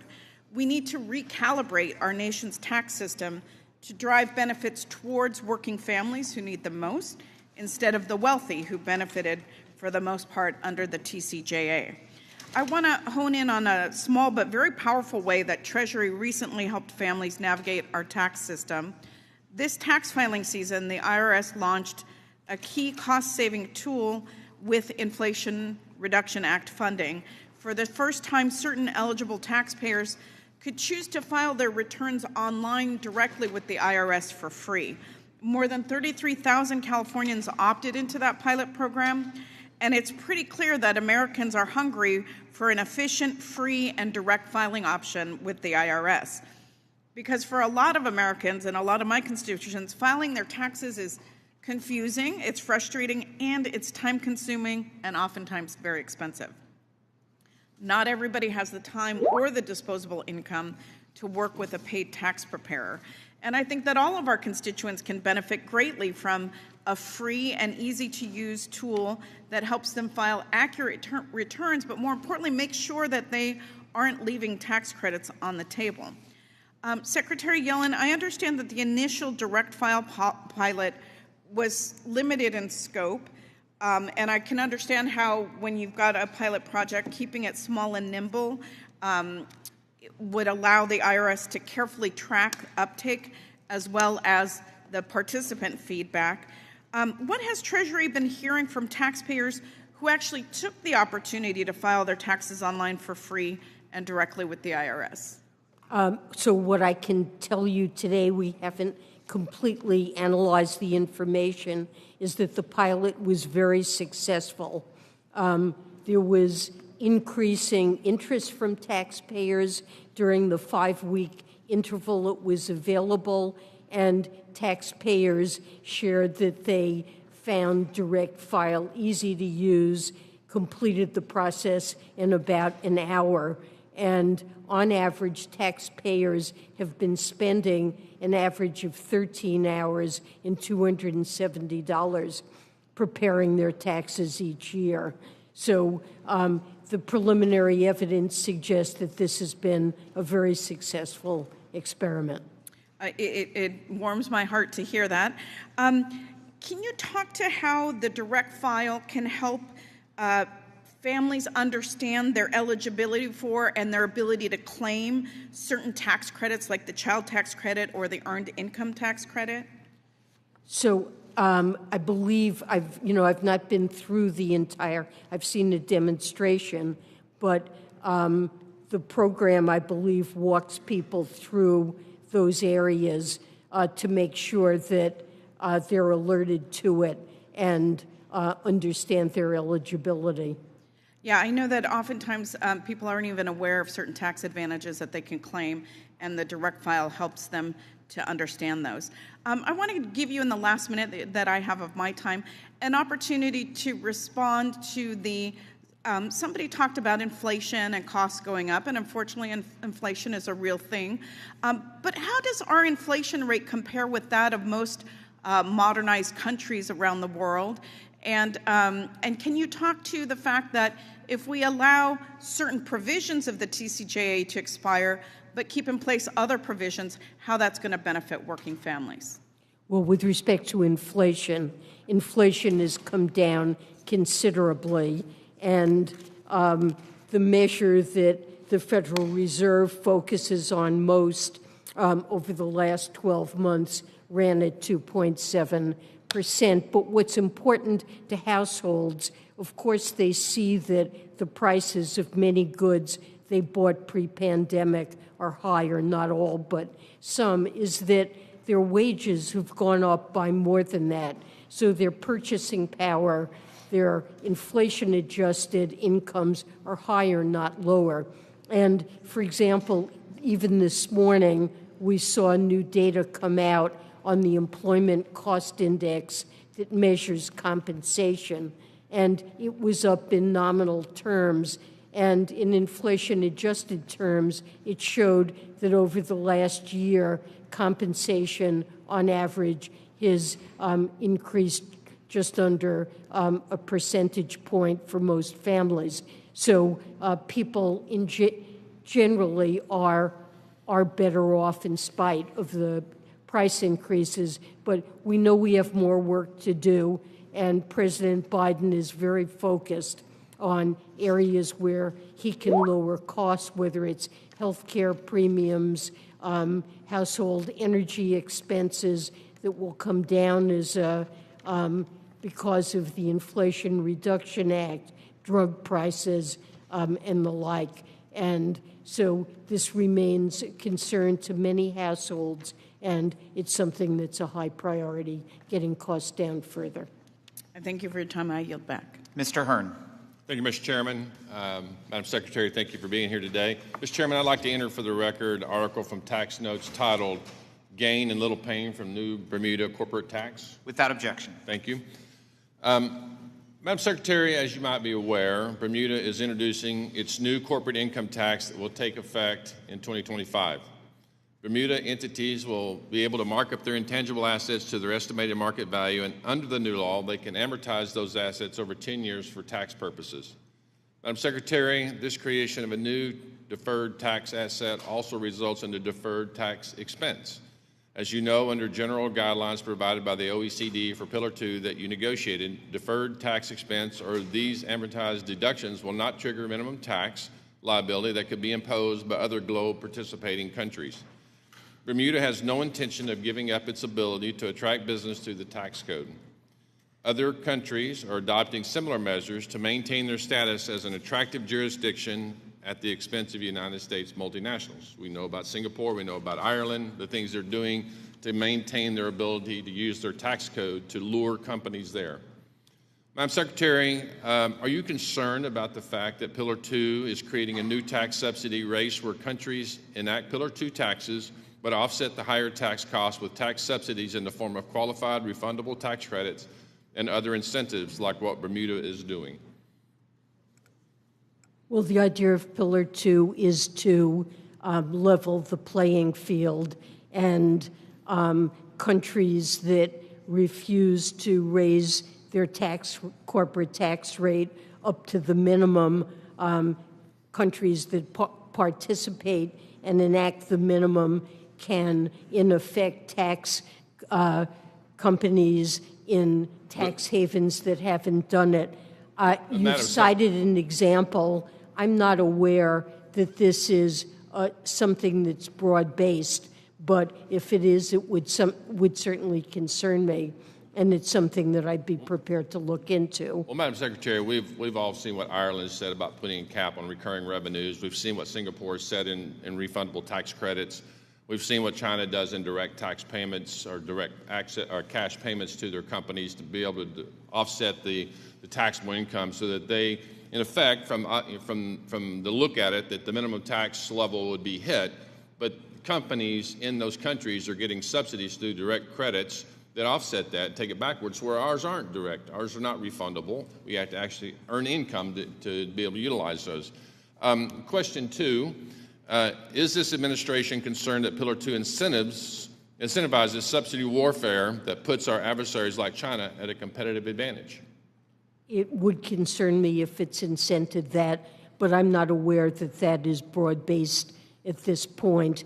And in our case, many of our tax credits, such as the green tax credits, the LIHTC credit, are being treated as refundable. As I've emphasized previously, we're working to make sure that the R&D tax credit also will be something that firms can But Madam Secretary, I think you just validated that countries have the ability to make certain credits refundable to offset the minimum tax that other countries or OECD can lay claim to. China can do it. I think you're going there, evidence the fact that they're not always transparent in what they do, since all of their companies are basically owned by the CCP. Madam Secretary, I just want to talk about, I've got a longer question here, but it pertains to the same thing. I think there's a lot of work to be done. As you know, the Republicans on the committee went to the OECD and expressed our concern and made it very clear that Pillar 2 is not going to take place under a Republican-led Ways and Means Committee. We're not going to give away our tax dollars.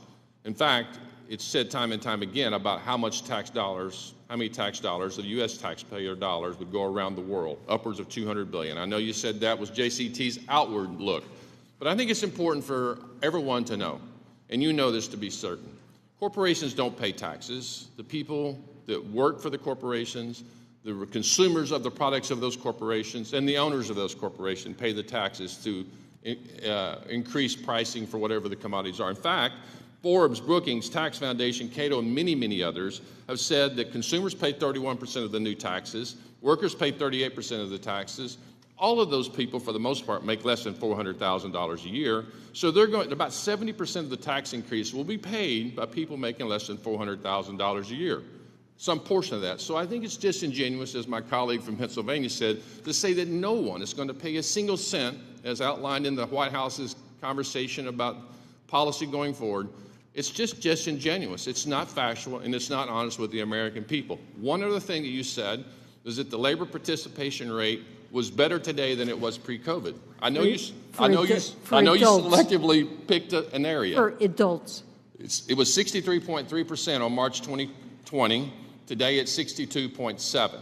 Overall workforce, when you don't have the luxury as an employer, as I did for 35 years, say, I'm only going to hire people working, you've got to be 25 years old or 54 years old. We have an aging population, and as people retire, we know that labor force participation overall will decline over time.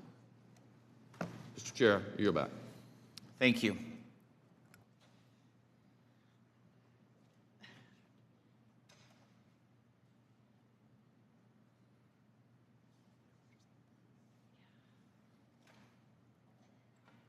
You're good? Yeah. Okay. Ms. Chu? Secretary Yellen, I heard your comments earlier about the success of the direct file pilot program, and I was so glad to hear why it was a success. And I especially want to have you address some things that Republicans in the private tax prep industry are saying. They are attacking the numbers of the filers, 140,000 filers, to show that the pilot was a waste of money because there are 19 million who were eligible, and that this was unnecessary.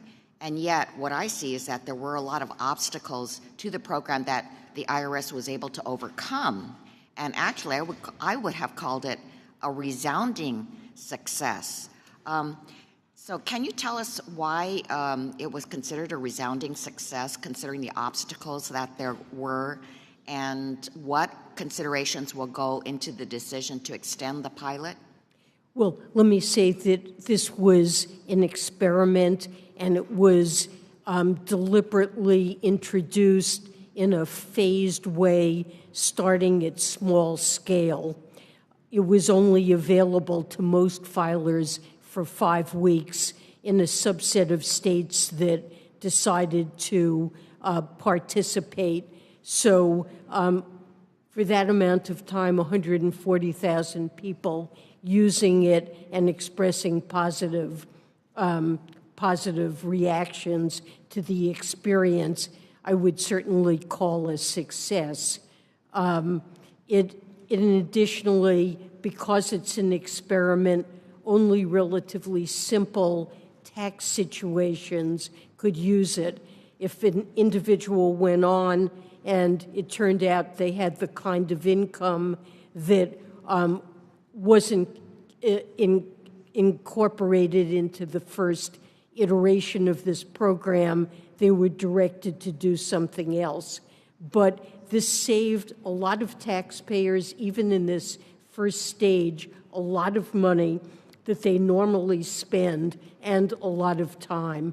And there was customer service available for anybody that needed it. And so overall, I believe we'll see that the experience was a very positive one. So it was deliberately at a number that could ensure its success, actually. That's right, to start in a phased way. Yeah. And I want to also express appreciation because you also made it available in both English and Spanish. My district in the San Gabriel Valley includes many limited English proficient taxpayers who speak not only Spanish, but also Tagalog, Korean, Chinese, Japanese, and Vietnamese. If the Treasury and IRS decide to renew the direct file pilot, can you talk about how it could reach more taxpayers by expanding to possibly even more languages? Well, I'm sure that would be something that would be considered over time. There are other things that could be incorporated in addition to expanding the kinds of income and deductions that are considered. Eventually the information that the IRS gets on W-2s and other information reporting could be used to pre-populate returns, making it even easier. But these are things in the future if it's decided to continue with free file. Secretary Yellen, also I heard you talk earlier about the proposals that the administration has to end tax breaks for the wealthy and instead restore tax credits for workers and families, like the expanded child tax credit and the earned income tax credit of the American Rescue Plan.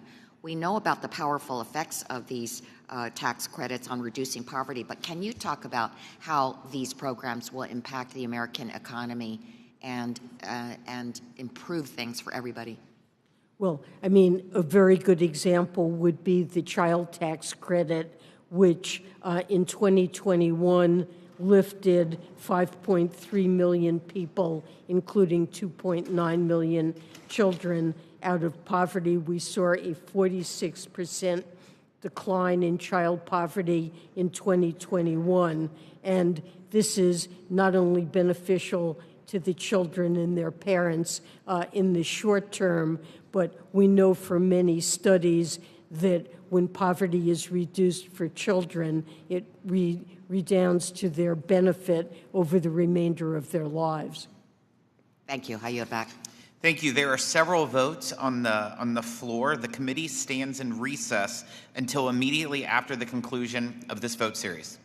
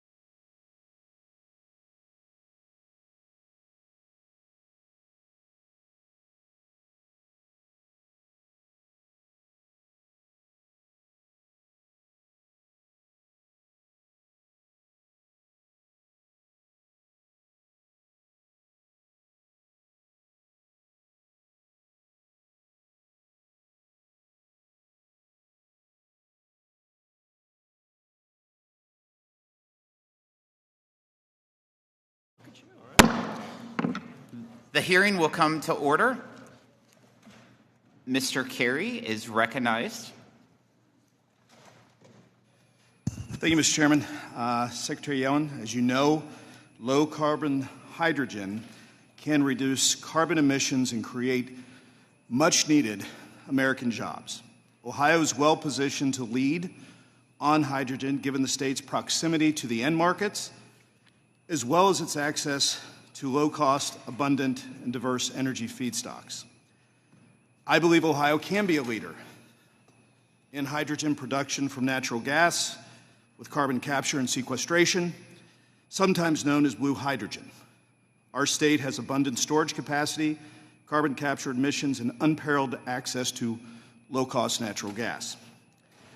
But most importantly, we know hydrogen made with natural gas while using carbon capture and sequestration can produce very low emissions.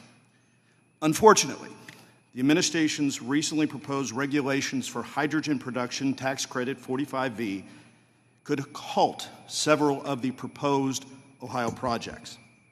Last fall, DOE selected the Appalachian Regional Clean Hydrogen Hub centered around the Ohio River Valley, an area that I know very well, as the official hydrogen hub. Natural gas will play a major role in the overwhelming majority of these projects. This hub alone would create up to 18,000 construction jobs, with about 3,000 of those jobs being permanent. Without a workable, flexible 45V guidance, many of the projects within the hub will be uneconomical. Clear, inclusive tax guidance can help increase much-needed economic certainty that there will be adequate supply of hydrogen to meet the needs of Ohio's industries that are already making investments to use hydrogen in their businesses. I recommend that the Treasury permit taxpayers to use actual EPA-verified greenhouse gas emissions data to calculate an accurate tax credit value rather than being forced to use a baseless national average as laid out in the proposed regulations. Companies investing in lower methane intensity natural gas to produce hydrogen should be able to demonstrate the low carbon intensity of the produced hydrogen with EPA-verified data, then use the data to calculate the corresponding tax credit value. The purpose of the tax credit and the intent of Congress is to drive the incremental and continual reductions in the carbon intensity of hydrogen. Without this change to the proposed rule to permit hydrogen producers to prove the actual carbon intensity of their hydrogen, the 45E tax credit will drastically mischaracterize carbon emissions intensity, which will stifle the development of low-carbon hydrogen products and impede the administration's goal at reducing the overall emissions. And I know this is probably not something that a lot of people talk about, but given the fact that Ohio does have the aquifers to hold carbon, it is something that's very important to our state. I only have a minute and 30. If you have a second, I wouldn't mind your response. Well, the hydrogen provisions of IRA are very important, and we've worked hard to put out a notice of proposed rulemaking that will provide some clarity and flexibility to let projects advance with the appropriate environmental safeguards. We've worked very closely with the Department of Energy and with EPA on the proposed regs, given their technical expertise. But this is very complex, and it requires evaluating life cycle emissions. We have received many, many comments, I believe over 40,000 comments on the proposed rule. I appreciate your comments, and we promise that we're sifting through them and need to reconsider what the appropriate response is. So what I can say is that we will take this input seriously as we work to revise the regulations. And I do appreciate that. I just want to say again, with the developments that we have in place, Ohio looks to get 18,000 construction jobs, 3,000 permanent jobs. This could be a very big economic factor for the state of Ohio. With that, Mr. Chairman, I yield back. Thank you. Ms. Del Bene. Thank you, Mr. Chairman, and thank you, Madam Secretary, for taking the time to be with us here today. And thank you for your attention to the needs of working families and struggling Americans, and for the work that you do to keep America globally competitive. Thank you. Madam Secretary, I first want to give you a chance to clarify the administration's position on the child tax credit, something I'm a big supporter of. I know that some assertions were made and you didn't have a chance to respond, so I want to give you a chance to respond. The President is supportive of the child tax credit, and he's proposed to extend it in his 2025 budget, and has been supportive of Wyden-Smith also, the provisions on the child tax credit that are included there. Obviously, it's made a tremendous difference when it was in effect in 2021, reduced child poverty by 46%, and is very important and an important provision that really helps working families. Absolutely, and I'd love to see us put that in place and make that permanent. So that's work we're going to continue to focus on. The Inflation Reduction Act also included a historic $80 billion investment in the IRS, $20 billion, which was rescinded by my Republican colleagues. But one of the key needs addressed by these funds was modernizing the agency's core technology infrastructure. As this technology is updated, I wondered if you could speak about how are emerging technologies like artificial intelligence being integrated into the IRS's work to provide services to taxpayers and to enforce tax laws, and how is the IRS addressing data privacy and security concerns inherent with such technologies? So the IRS certainly has already begun to use AI in its work. I'm not an expert on this, but I know that they see great potential in terms on the enforcement side in being able to sift through tax returns of high-income filers and complex partnerships and corporations, and to identify which ones would be good candidates for audits and trying to uncover fraud and close the tax gap. Treasury has a governance process where we're employing AI increasingly in Treasury's work, and we've put in place oversight and a governance process around that to make sure that it's used responsibly in accordance with the President's executive order. Also, under your leadership, Treasury recently closed a loophole in our Russian seafood ban that previously allowed fish caught in Russia to still get to the U.S. if processing occurred in a third country like China. The ban is working, but unless our allies act in concert, American seafood will remain at a competitive disadvantage to Russian seafood in foreign markets. Madam Secretary, I wondered how can Treasury push our allies who are also large seafood importers, including Japan, Canada, the EU, and the UK, to cut off seafood trade with Russia? So I must admit I'm not intimately knowledgeable in what we're doing on this particular aspect of sanctions, but we're constantly working with our allies to try to coordinate our sanctions so that they're effective. And then one I know you will have, and I probably won't give you enough time on this, but I wondered if you could talk about how suggesting the U.S. will never implement Pillar 2 makes it more difficult to get the changes that we would like to see. In Pillar 2 of with the OECD. To see the changes, how does it make it more difficult? About how when folks are suggesting that we're never going to implement Pillar 2, how that makes it more difficult for us to get the changes that we would like to see. Well, this was a global agreement. The United States led the push on this, and we've argued since day one that Pillar 2 is something that's good for the entire world. We've pushed our allies. Now on the order of 40 countries have adopted it, most major countries, and I think they see it as a failure on our part not to be willing to adopt it ourselves. And so it does undermine our ability to exhibit leadership with our allies. Thank you. My time's expired. Thank you, Madam Secretary. I yield back, Mr. Chairman. Ms. Malliotakis. Thank you very much for being here. I'm proud to represent Staten Island and Brooklyn, where you're from, and Fort Hamilton High School says hello. Thank you. And I wanted to speak with you specifically about fentanyl and the involvement of the Communist Chinese Party. I know you recently returned from a trip from fentanyl. You specifically talked about the money laundering that is involved.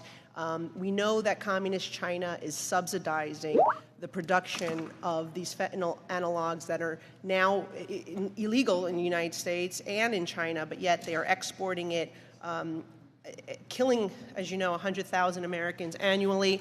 A lot of it is going through the drug cartels in Mexico, in particular when they're subsidizing the production of this fentanyl in China. NPP and ANPP are two fentanyl precursors that we know specifically the Mexican drug cartels are using. So according to the Congressional Research Service, U.S.-destined illicit fentanyl appears to be produced clandestinely in Mexico using these chemical precursors from China. Earlier this month, you reported on your trip that you were creating a joint Treasury People's Bank of China cooperation and exchange on money laundering. So just wanted to know where this group is at, what you think we'll be able to derive from this to help save these American lives that are being lost, sadly, because of this interaction between the CCP and the Mexican drug cartels. So I think fentanyl is a critical issue, as you've indicated, and Treasury is doing everything that we can to stem the flow of precursors from China to Mexico and the illegal sale of fentanyl from Mexico into the United States. I've also visited Mexico to discuss the fentanyl issue and to enhance our cooperation with them.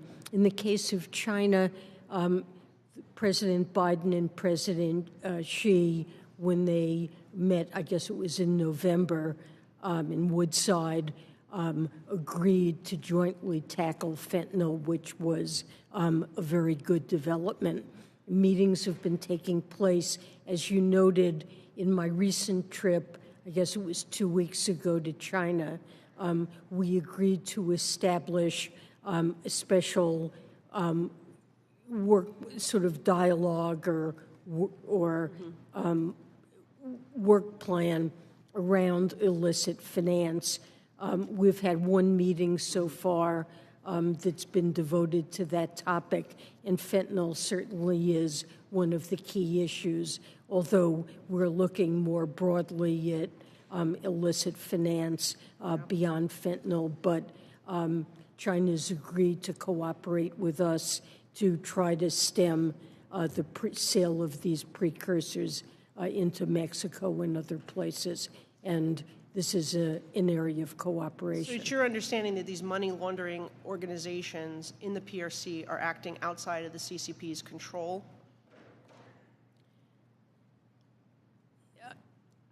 I think so. I don't.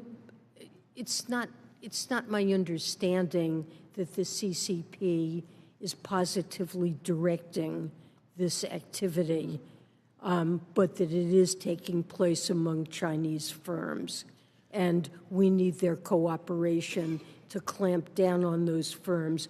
We've sanctioned some, but there are many smaller firms in China that I believe are involved in producing these precursors and other equipment that's needed. The U.S. Department of Treasury, the Office of Foreign Assets Control, has so far sanctioned more than 65 mainland China or Hong Kong-based persons for illicit fentanyl trafficking. And we also seen the DOJ take some action indicting 3 of the PRC-based companies. So I'm glad to see that we're having some action taken. any of these firms, again, everything in China obviously has the government's involvement in it. So my concern is more that the manufacturers of this fentanyl are being subsidized by the government. They obviously control the banks in China, and then on top of it, these PRC-based companies. So I'm just wondering how much we can trust them as partners. I'm hoping that you're making some progress in that, but the reality is that, you know, we're seeing this increase, not decrease. More Americans are dying as a result of this fentanyl that is streaming from the PRC to the Mexican cartel. Part of it is because of our open southern border, thanks to the president's 60-plus policy changes when he came in. So I just hope that you will work diligently, and I trust that you are, to really try to hold China accountable for this type of activity that we're seeing that are killing so many Americans. It's a real American tragedy, and we will do everything and are doing everything we can to stem the flow of these drugs into our country. Thank you very much. Thank you, Ms. Sewell. Thank you, Mr. Chairman. And Secretary, Madam Secretary, welcome again to our committee. I wanted to talk to you about equity and the President's charge to his cabinet at the very beginning of his administration to really try to level the playing field and have equity be one of the hallmarks of that. And I had an opportunity to sit with you. I think we had breakfast together.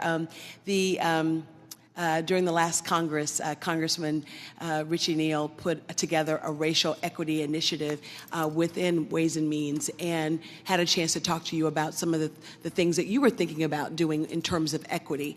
The budget is truly a reflection of what we value. We spend money on those things that we value. I want to commend this administration and yourself for including in this budget expanding the earned income tax credit, the child tax credit, the low-income housing tax credit. I was a bond lawyer before I was a member of Congress, and new market tax credits are a way to really help depress and distress communities. Can you talk a little bit about how the earned income tax credit and the low-income tax housing tax credit will seek to level the playing field and our equity initiatives within Treasury, frankly? Thank you. I think all of the initiatives that you mentioned, the new markets tax credit, which we're proposing to make permanent, and also add a track that would be particularly focused on the most distressed communities. The earned income tax credit would be extended to single individuals with low incomes.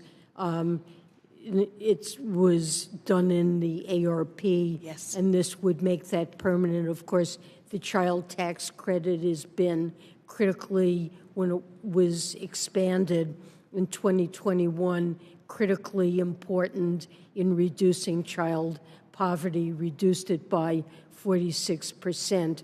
And amazing. And so the fact that in the FY25 budget, that you would actually make permanent the earned income tax credit, and some of those are very, very important. I noticed also that the President's budget provides a new mortgage relief credit. Can you talk a little bit about what that one is?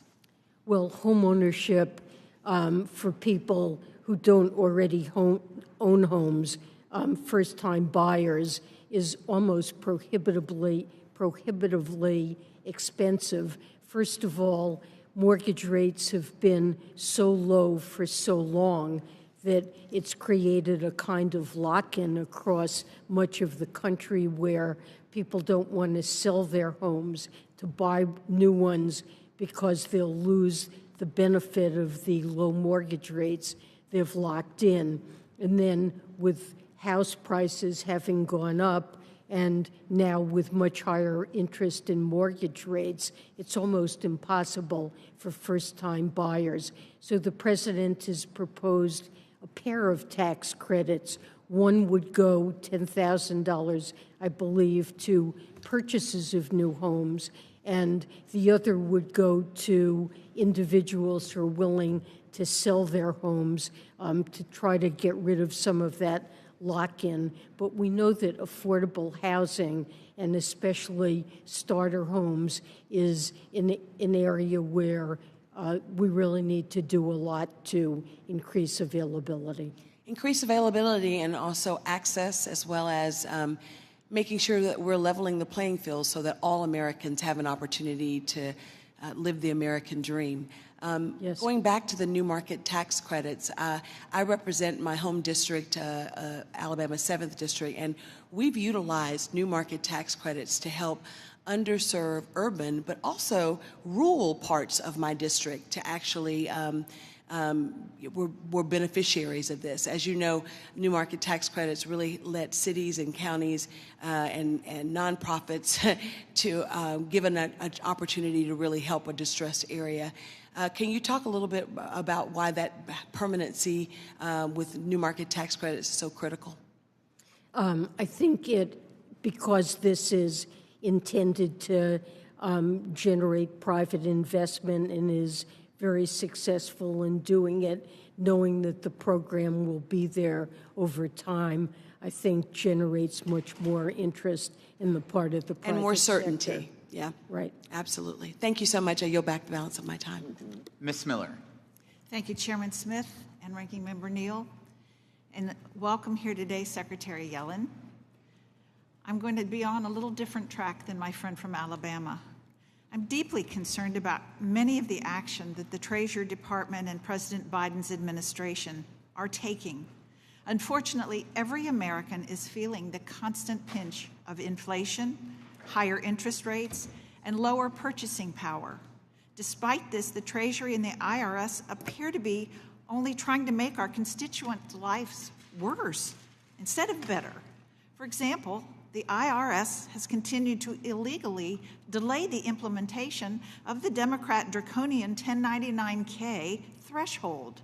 The Treasury Department has issued weak foreign entity of concern definitions to that which fail to protect American tax dollars from flowing to Chinese companies. Guidance coming from the Treasury Department on energy tax incentives are blocking traditional energy communities from participating in the future energy economy and leaving them behind. You have led an unprecedented attack on American taxpayer privacy by overseeing the expansion of IRS snooping and yet failing to crack down on the leaks of sensitive taxpayer documents. Furthermore, the IRS has wasted millions of taxpayer dollars on its unauthorized direct file program. The Biden administration has shockingly announced its plan to raise taxes by over $7 trillion next year. You said last month under oath that there is no plan to protect middle-class taxpayers from these planned increases. On the world stage, we've surrendered the U.S. tax base to unelected global bureaucrats at the OECD and failed to protect the American tax system from what I think of as a heinous international interference. On every front, the American taxpayer loses. Our nation becomes weaker, and our global adversaries are rewarded and emboldened. Secretary Yellen, I'm deeply concerned about our domestic industry's reliance on Chinese technologies and investments. As the recently appointed chairwoman of the Supply Chains Tax Team, I look forward to working with my colleagues to improve upon the broken IRA's energy credits, protecting a competitive corporate rate, and ensuring that the United States is the best place to invest, as it was under President Trump's historic tax cuts.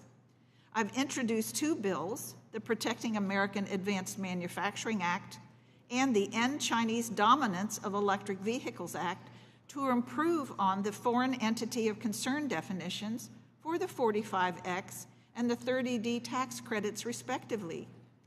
The current agreements establish a dangerous precedent that will take the U.S. decades to reverse by creating a future where our automotive and other industries are heavily reliant on foreign technologies. Without immediate passage of both of my bills, Chinese entities will receive billions of American tax dollars every single year. Secretary Yellen, yes or no? Does the Biden administration support taxpayer dollars funding Chinese entities? Well, when it comes to electric vehicles, the IRA, which obviously the administration supports, has foreign entity of concern restrictions coming into effect this year and next, which will severely curtail, almost prevent entirely participation of Chinese firms in producing components or minerals or processing That's not that yes go or no. into batteries. That's So that's a very significant restriction that will protect our supply chain. With respect to 45X, that's a credit that Congress directed to go to any company that undertakes certain advanced manufacturing Reclaiming in my the time. United States. By allowing these Chinese companies to maintain control of the technologies, the intellectual property, and the supply chains, all the while receiving American taxpayer subsidies, how will this encourage U.S. companies to develop the technologies to become less dependent upon China and our adversaries? It doesn't. Does the Biden administration share any of my concern that China is using various IRA credits to deepen its influence on our domestic manufacturing industries? The United States is doing everything we can in Treasury in implementing the IRA to strengthen our supply chains and make them less vulnerable to China. Well, continue to remain skeptical on the environmental and economic benefits behind your decision-making, and I do urge swift passage of my bills to further protect the United States manufacturing, and I yield back my time. And of course, Secretary Yellen, it's always good to be in your presence with your just wise experience. This committee is really blessed. I want to ask you a couple of questions related to domestic violence, sexual violence. The 2013 amendments to the Violence Against Women Reauthorization Act, which I had the privilege and the opportunity to lead, really made some changes to prohibit housing providers who've used the low-income housing tax credit from using domestic violence, dating violence, or sexual assault and stalking as grounds for evicting the victim or denying subsidies or admissions due to an abuser's act. The IRS, of course, is not just the administrator of the housing tax credits. It has a duty to ensure that the low-income housing tax credit program's compliance is with VAWA. I think we've had some informal communication with the Treasury Department in this past decade where the Treasury has disavowed any responsibility to set out some sort of guidance on this. And in fact, in 10 years, we have not seen that done. And so I was wondering, and I'm joining Ms. Tenney. She and I are writing you a letter to try to find out what the status of that, why you don't feel that you need to comply, or if you do, if you will, Madam Secretary. Well, first, let me thank you for your work on this very important initiative, which I think is critically important for domestic violence victims. And the reauthorization explicitly extended VAWA's protections to applicants and tenants in LIHTC properties. Now, if there are specific issues or guidance that you think is necessary, I'd like to put you or your staff in touch with people at the Treasury and IRS, and we would be glad to work with you. Well, thank you with that, because the National Housing authorities have put together some sort of guidance that seems to be working, and we will share that with you. Mr. Schmucker and I, as an extension of this discussion, I want to talk about something we think is extraordinary, and that is judgments that are made for victims of sexual assault. If you're a victim of sexual assault and you get a settlement or an award, you will be able to get a settlement and not pay taxes on it if you can prove that there's some physical harm. But as an example, I mean, if you were put in a situation where you were forced to strip naked and parade, through a gang of perpetrators and no one penetrated you, you might get a judgment out of that, but you'd have to pay taxes on it. And we don't think that that's fair. And so we are looking, Mr. Smucker and I, to changing the law so that there's a presumption of a physical abuse that would meet the requirements for some kind of income exclusion. And so we are hoping that you will see this in the positive light that we see it.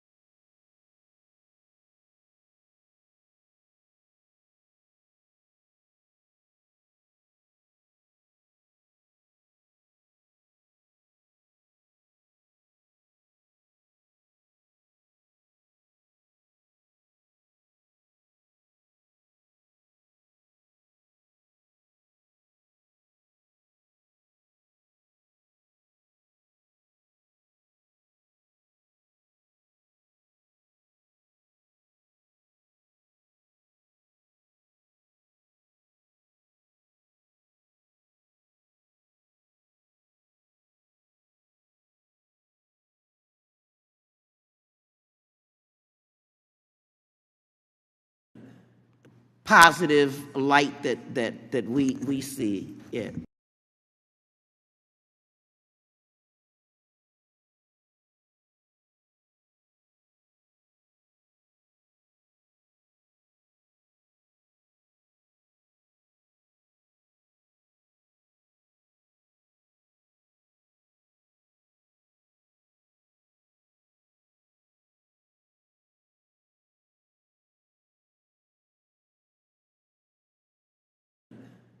Positive light that we see it.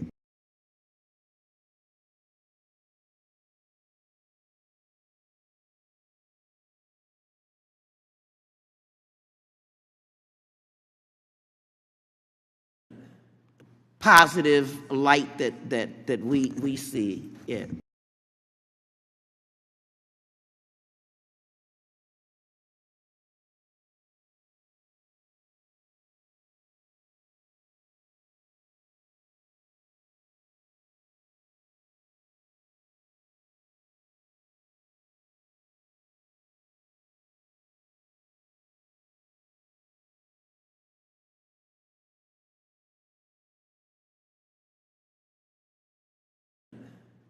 Positive light that we see it.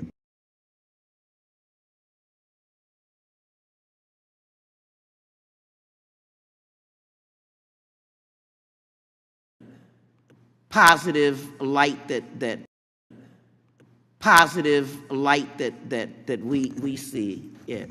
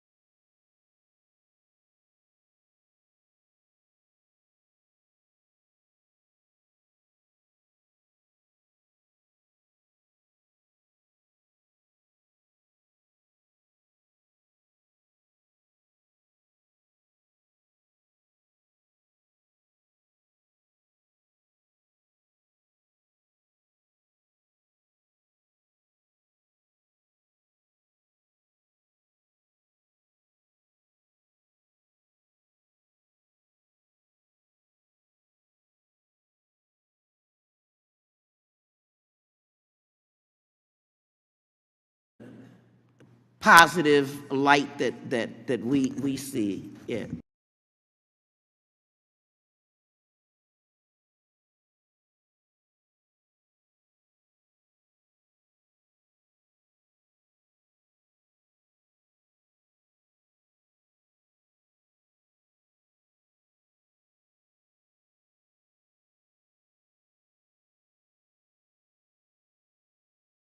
with that statement more. That's exactly right. China's state-backed solar industry is flooding the global market with cheap products, undercutting our American workers at a time when we're trying to build that capacity.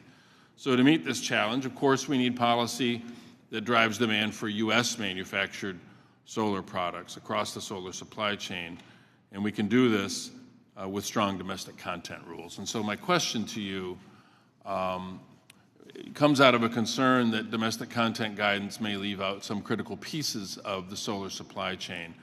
And so I'm curious what Treasury's plan is to ensure that the final domestic content guidance for solar facilities incentivizes onshoring of the full U.S. solar supply chain and reduces our dependence on China for components like, for example, polysilicon or wafer. Can you comment on that? Sure. Well, we put out some initial guidance on domestic content. It was an interagency effort, and we relied heavily on advice from the Department of Transportation in applying the Buy America rules that are referenced in the text of the IRA in determining the categorization of clean energy products. We also consulted with the Department of Energy. Now, we've gotten a lot of public feedback. Some of it, much of it is from stakeholders throughout the solar supply chain, and this is feedback we will take into account as we revise the regulations. I do very much appreciate that. I think it's such an important element to make sure that we're looking at the entirety of that supply chain, because there's a lot of American jobs that could be stood up simply on some of those elements. And I wonder if you could also comment on another subject that you and I have discussed before, and that's the 48D semiconductor investment tax credit, making sure that we expand the U.S. supply chain for semiconductors starts with polysilicon. And again, you and I have discussed this, a substance that's 99.5% of semiconductor chips. The U.S. has a technological advantage on polysilicon production, but China and other countries are catching up, and that's one of the reasons that the new tax credit in the CHIPS and Science Act is intended to spur that investment in the semiconductor supply chain. And so I wonder if you might comment on your willingness of Treasury to continue to work with us on final guidance for the 48D tax credit that supports those critical elements of the semiconductor supply chain. And as you know, for me, it's important that that include American-made chip-grade polysilicon. So again, I would say that we put out some proposed rules and received a lot of feedback. We explicitly asked questions about the appropriate scope. I'd also say that the Department of Commerce that administers a grant program, we're coordinating closely with them to make sure we cover the entire supply chain. I can't preview the likely final rules, but we have been very attentive to comment that we've received on this. I very much appreciate that. And as you know, Congress takes these actions. We have an interest in the implementation process. It's the responsibility of the administration, but we have an interest as the authors of the legislation to ensure that congressional intent is being realized. So I appreciate your willingness to work with us, and I particularly appreciate your service to our country in the various roles that we've worked together. You do a fine job and are doing a particularly fine job at this hearing.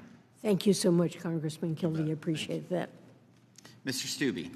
Thank you, Mr. Chairman. Madam Secretary, on March 6, 2024, the Committee on Judiciary and Select Committee on the Weaponization of the Federal Government released a staff report on the financial surveillance in the United States. Have you had a chance to review that? I'm aware of it, but I haven't reviewed it in detail. Well, I would encourage you to read it because it's pretty appalling to the American people. Last week, Chairman Jordan sent you a letter regarding the financial surveillance without a warrant of American citizens. The date, actually, let me go back. So, Mr. Chairman, can I add that report to, I ask unanimous consent to add that report to the record? Without objection. Last week, April 24th, Chairman Jordan sent you a letter regarding the financial surveillance without a warrant of American citizens. Are you in receipt of that letter?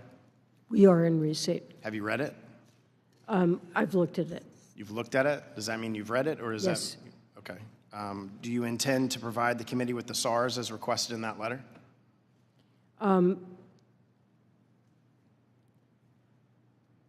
We will respond to the committee.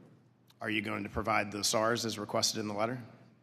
Well, those reports are strictly confidential under the law, and I'm not prepared to discuss any one particular. I'm just asking public. if you're going to comply with the letter that Chairman Jordan, that has oversight over your department and the cabinet, if you're going to comply with the letter. We will respond to the letter, and I don't really have more to say about that. Under the Biden Secrecy Act, the Financial Crimes Enforcement Network, an agency under your control at the Department of Treasury, receives vast amounts of data covering millions of financial transactions involving everyday Americans. Is that correct?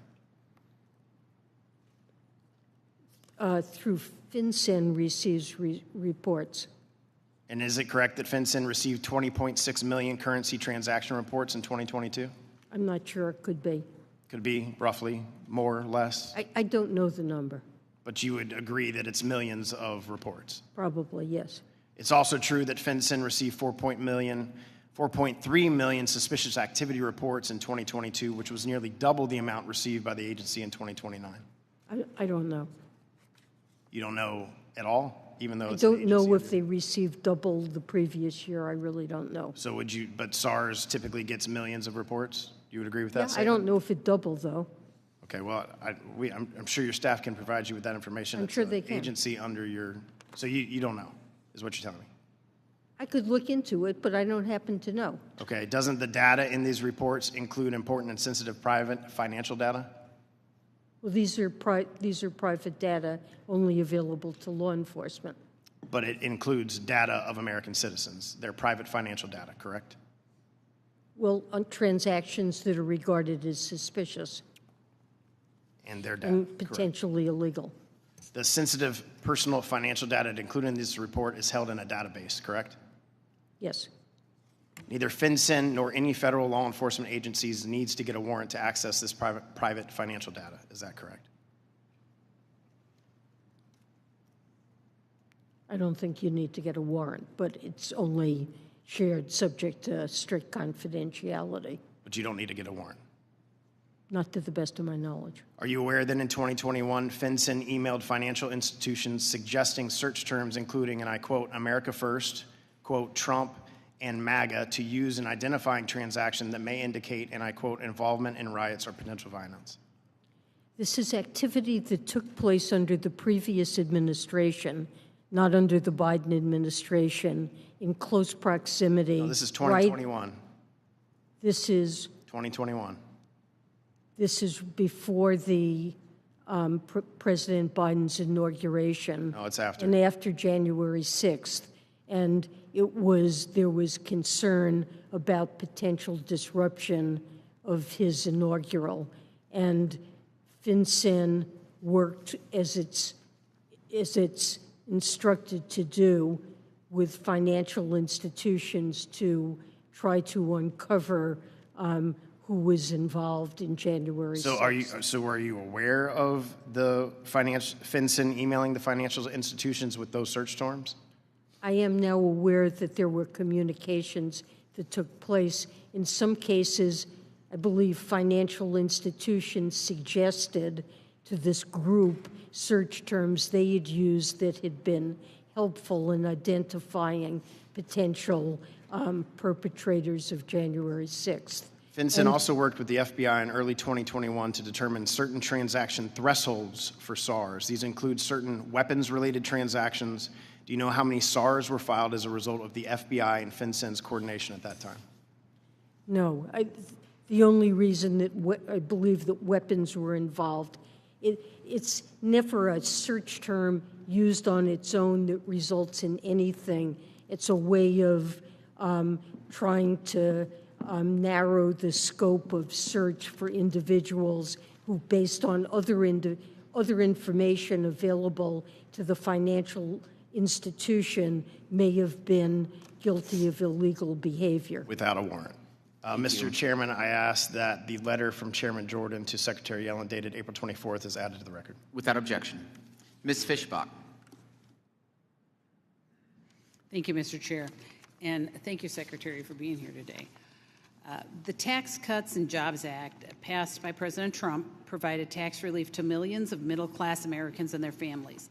The doubling of the standard deduction, the doubling of the child tax credit, and the adjusting of individual tax rates saved working-class people significant money on their tax bills. President Biden's comments have already been mentioned several times today, and he told the American people flat out that he intends to let the Trump tax cuts expire and remain expired. You've repeatedly said today that the president has no tax plan, only principles from which he will negotiate. Let me just say that allowing the Trump tax cuts to expire on middle-income Americans seems like a misguided principle to me. So let me ask you this, Madam Secretary. If the Trump tax cuts expire and President Biden fails to pass his tax plan, which actually currently doesn't exist, which Americans will pay less in taxes? President Biden has made absolutely clear that he opposes increasing taxes on people earning less than $400,000, and he supports cutting taxes for working people and families with children to give them more breathing room. And he will work with Congress to try to achieve that. Ma'am, reclaiming my time. Thank you. Isn't it true that nearly all middle-income individuals and families would pay more with the expiration of the Trump tax cuts? Some individuals would, but President Biden has said he would oppose allowing tax cuts to expire for people making under $400,000. But my understanding, though, is that he doesn't really have a tax plan. He just has ideas. And so how are you going to translate that into what? There will be a negotiation over what to do when these tax cuts expire.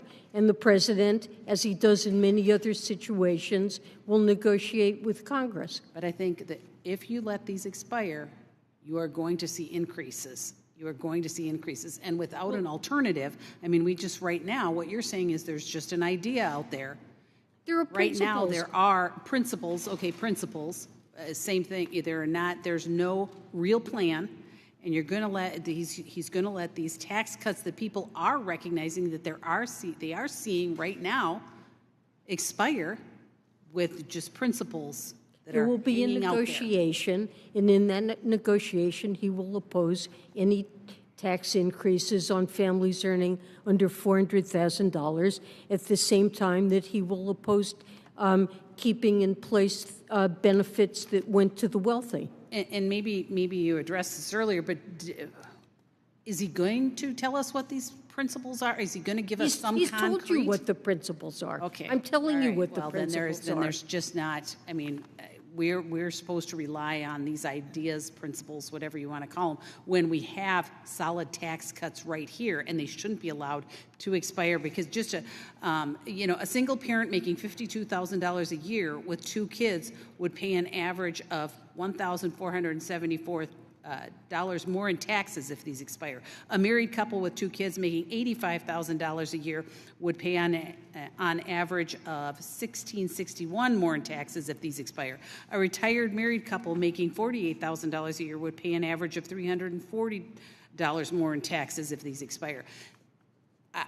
That's real dollars to these people, and that are paying these taxes and are recognizing and are seeing these breaks under the Trump tax cuts. And so to just say that for the president just to say he's going to let them expire doesn't seem very responsible, because these are real people that are paying these, that would pay more taxes. And so I guess we just are supposed to rely on the principles and the idea that he'll come up with something through negotiation to help these people. So with that, I yield back. Mr. Schneider. Thank you, Mr. Chairman. And Madam Secretary, thank you for being here. As others have said, thank you for your work on behalf of our country and the American people. I'm just briefly going to pick up on some of the things that we've been hearing. But when we talk about, and you mentioned, we laid out principles. And I think the principles have been very clear. What Democrats are trying to do is try to bring down costs for working families to help them make ends meet. in the American Rescue Plan, we cut child poverty in this country by 50% through the child tax cut. And I think next year, given the chance, we're going to do that and not just try to cut it by 50%, but in the wealthiest country in the world, no child in this country should be living in poverty, and we shouldn't be willing to accept that. We're investing in housing. The low-income housing tax credit that addresses a critical need for families and workers around this country to have access to quality housing. And R&D. We grow our economy by investing in innovation, and these are things that the 2017 tax law didn't do. So I could spend my whole 5 minutes on that. I don't want to spend my time. I really want to hear more from you. But one of the things that we did with the Inflation Reduction Act, among many great accomplishments, was we made the single largest investment in climate change. It was truly remarkable. And part of that was a tax credit for sustainable aviation fuel that I was proud to lead on. And I'm working to make sure that we implement that and extend that for the future. So at the risk of asking a question you may not be able to answer, but can you give us any sense of the criteria or objectives that Treasury is using in thinking about how to issue the rule for sustainable aviation fuel, and any update on forthcoming guidance that we might be expecting? Absolutely. First of all, I want to thank you so much for your leadership on the SAF credit, and I want to tell you that today is the day that we're releasing a notice today that will catalyze innovation in the aviation industry and incentivize the production of cleaner and more sustainable aviation fuels.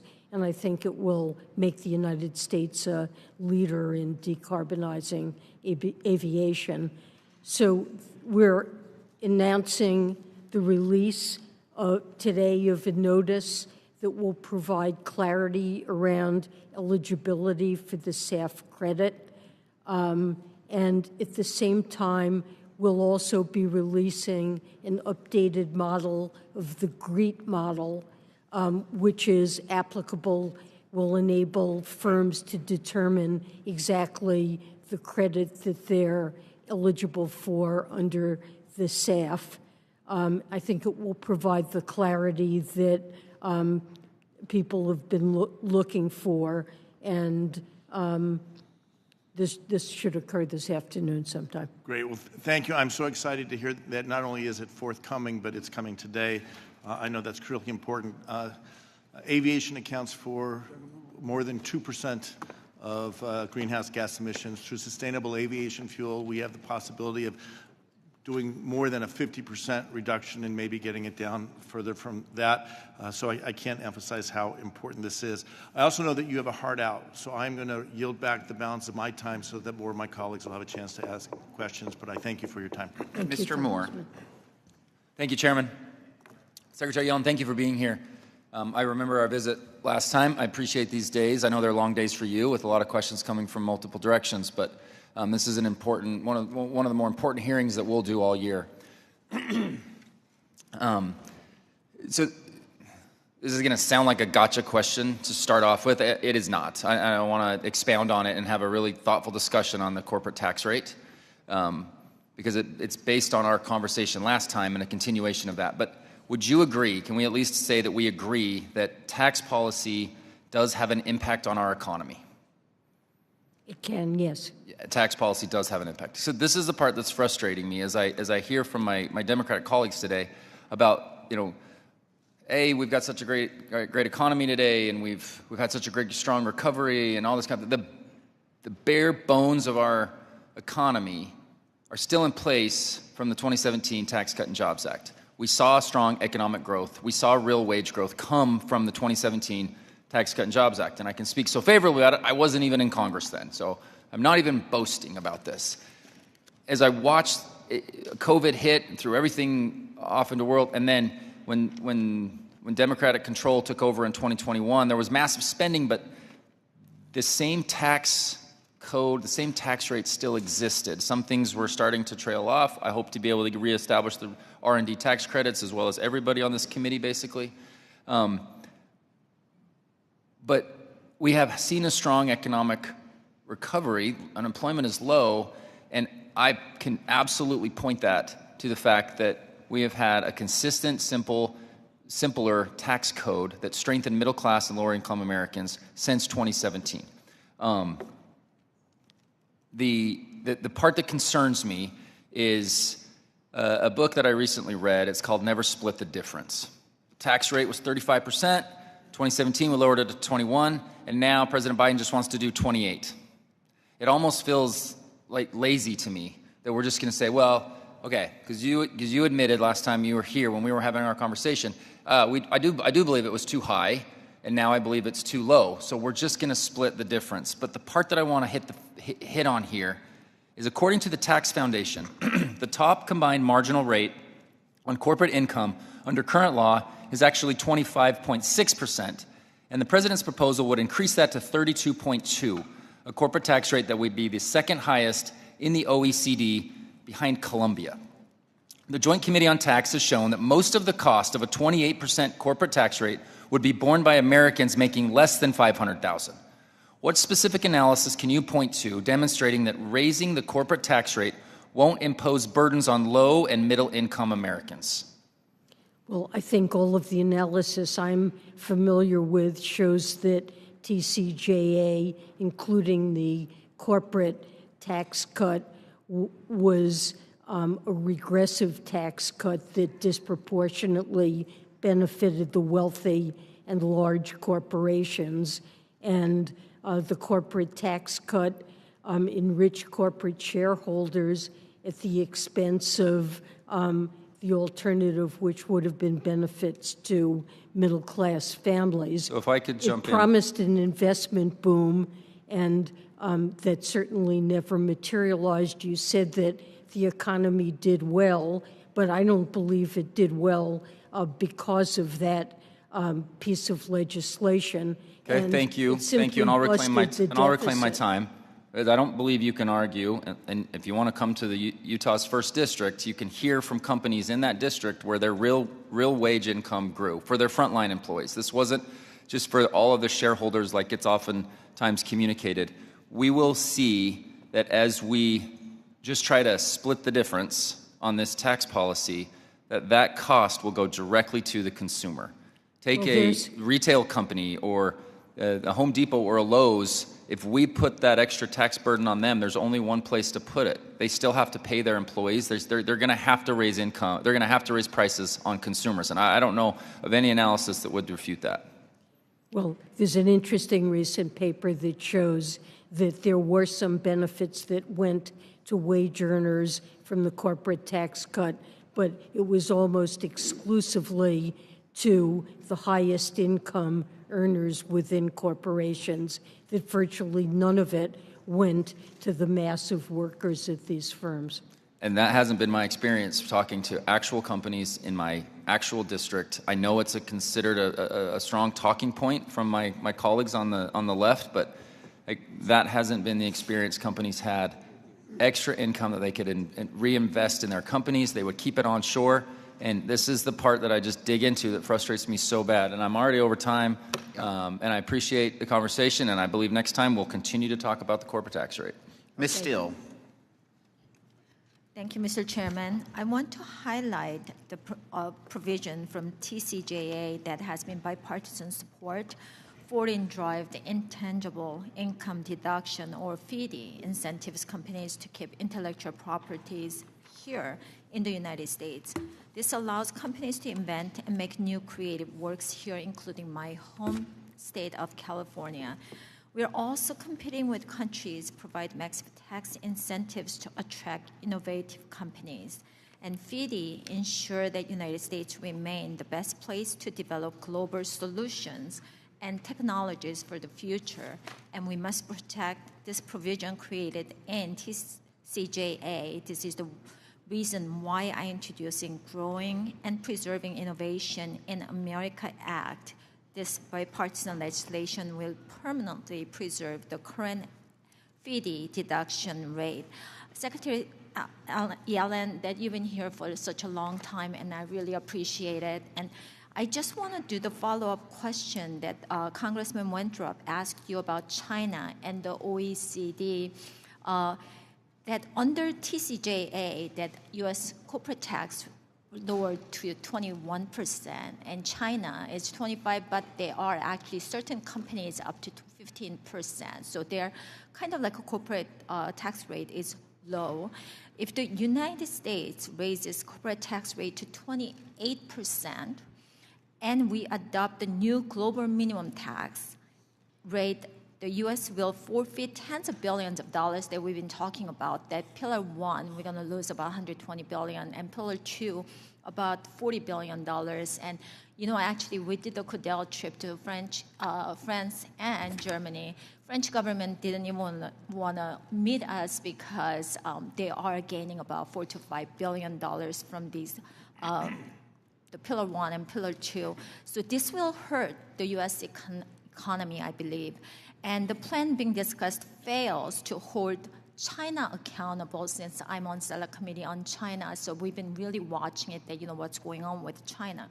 So if I heard right, that you assume earlier that China will join the OECD agreement, what assurances do you have that they would truly comply with the rules and not continue to abusing the system like they have done so many times on the international level? And why should we give the CCP on economic advantages on the back of American taxpayers?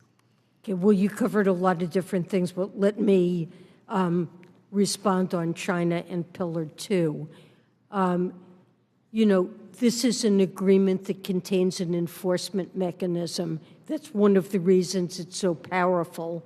If a country doesn't go along with it, doesn't raise their minimum tax rate on their multinationals to the agreed upon level, other countries that have complied and put it into effect can tax firms based in countries that are not going along with it. That applies to China. If China doesn't raise taxes on its multinationals and they operate in the United States, the U.S. will impose taxes by, it's called the undertaxed payment rule. We will impose taxes on those Chinese corporations, and we'll collect the tax revenue, and we will make sure that those companies do pay a 15% minimum tax so that they don't have unfair competition with our companies. Now, if China imposes the tax, they can collect the tax revenue. But if they won't do it, we're going to collect the tax revenue, and we're going to tax the Chinese firms. And this works to our advantage, not to China's. I'm not really sure that, China's been always like, for them, that stealing is much cheaper than, researching, and it just takes longer time. It's much faster. So I don't know they can really follow the rules and then they're going to raise taxes to comply the global minimum tax. So having said that, I want to go to my question that another expiring provision in the TCJA is enhanced standard deduction. This is a guaranteed tax deduction for hardworking Americans who want to file simple tax returns. And you were talking about actually simple tax returns that about 140,000 people filed it because the IRS system that it's been changed. If this provision expires, taxes will go up on hardworking families.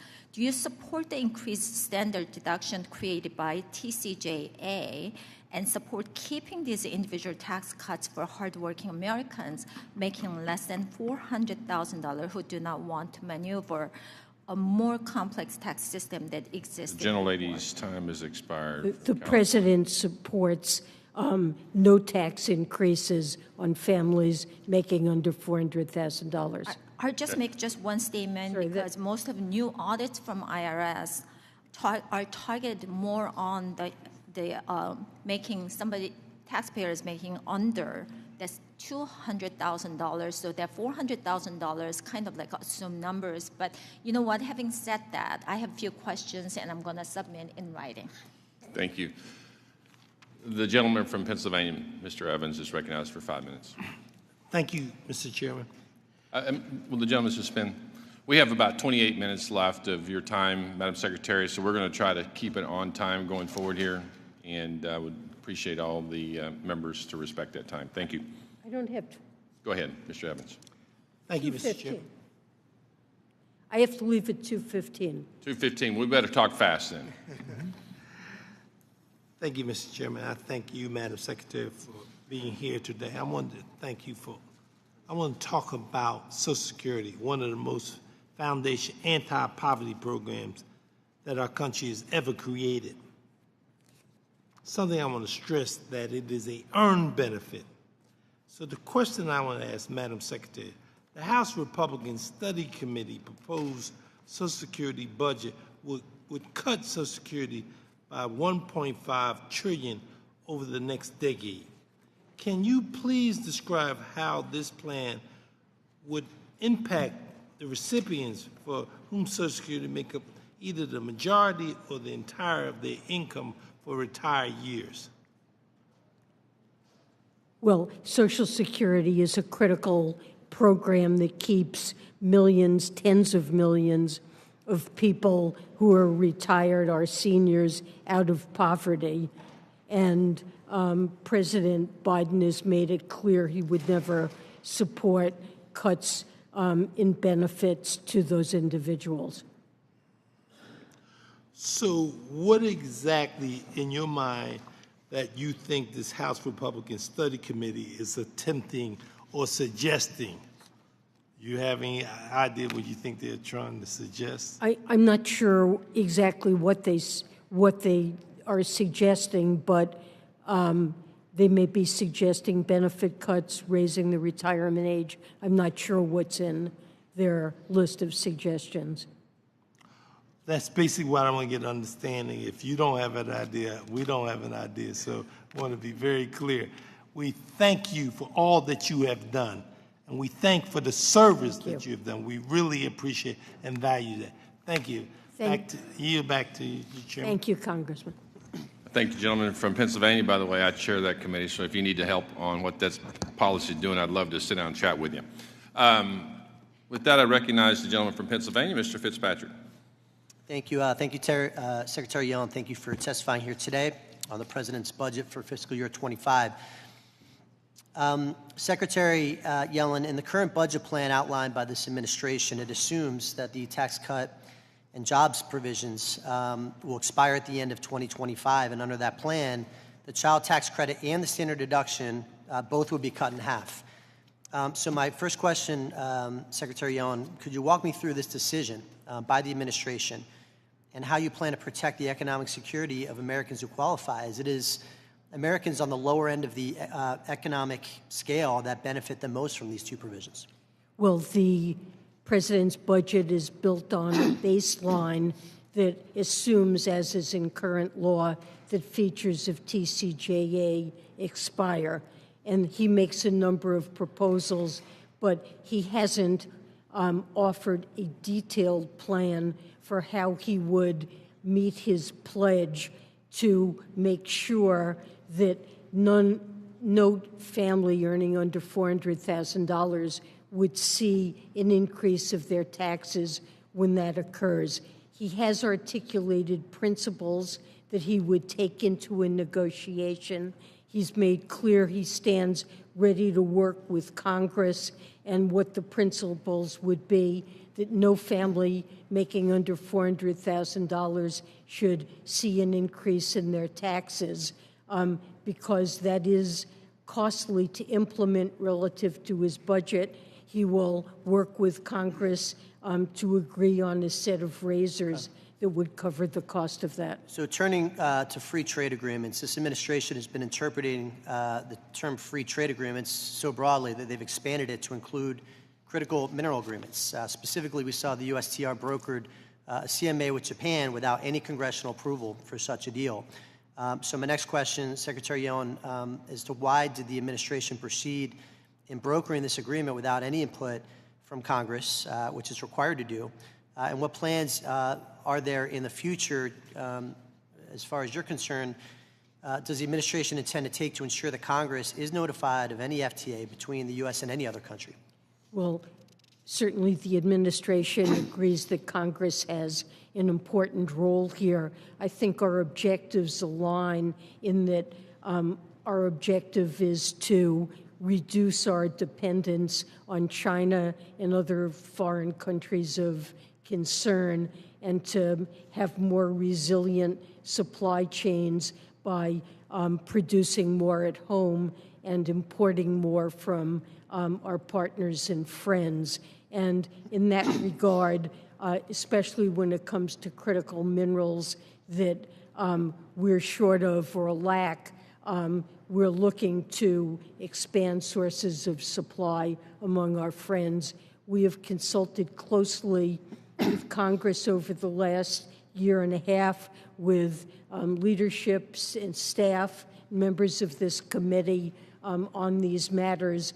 Want to be sure that we're working with you and that our incentives are in alignment. And lastly, Madam Secretary, I need to address China. I know it's been a topic of robust discussion today. China currently controls up to 50% of the electric vehicle battery supply chain, troubling to say the least.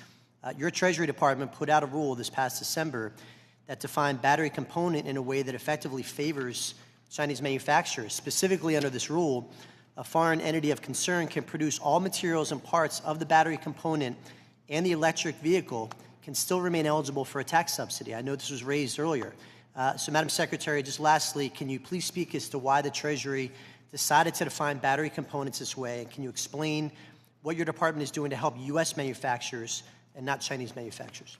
I mean, I'd be glad to get back to you and try to understand better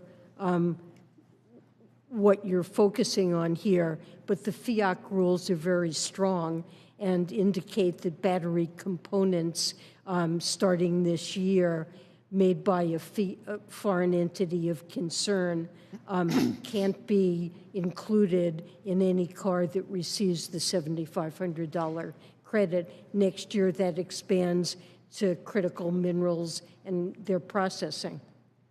I have follow-up with you, Madam Secretary. We will do that, but my time has expired. Mr. Chairman, I yield back. Thank the gentleman. The gentlelady from Texas, Ms. Van Dyne.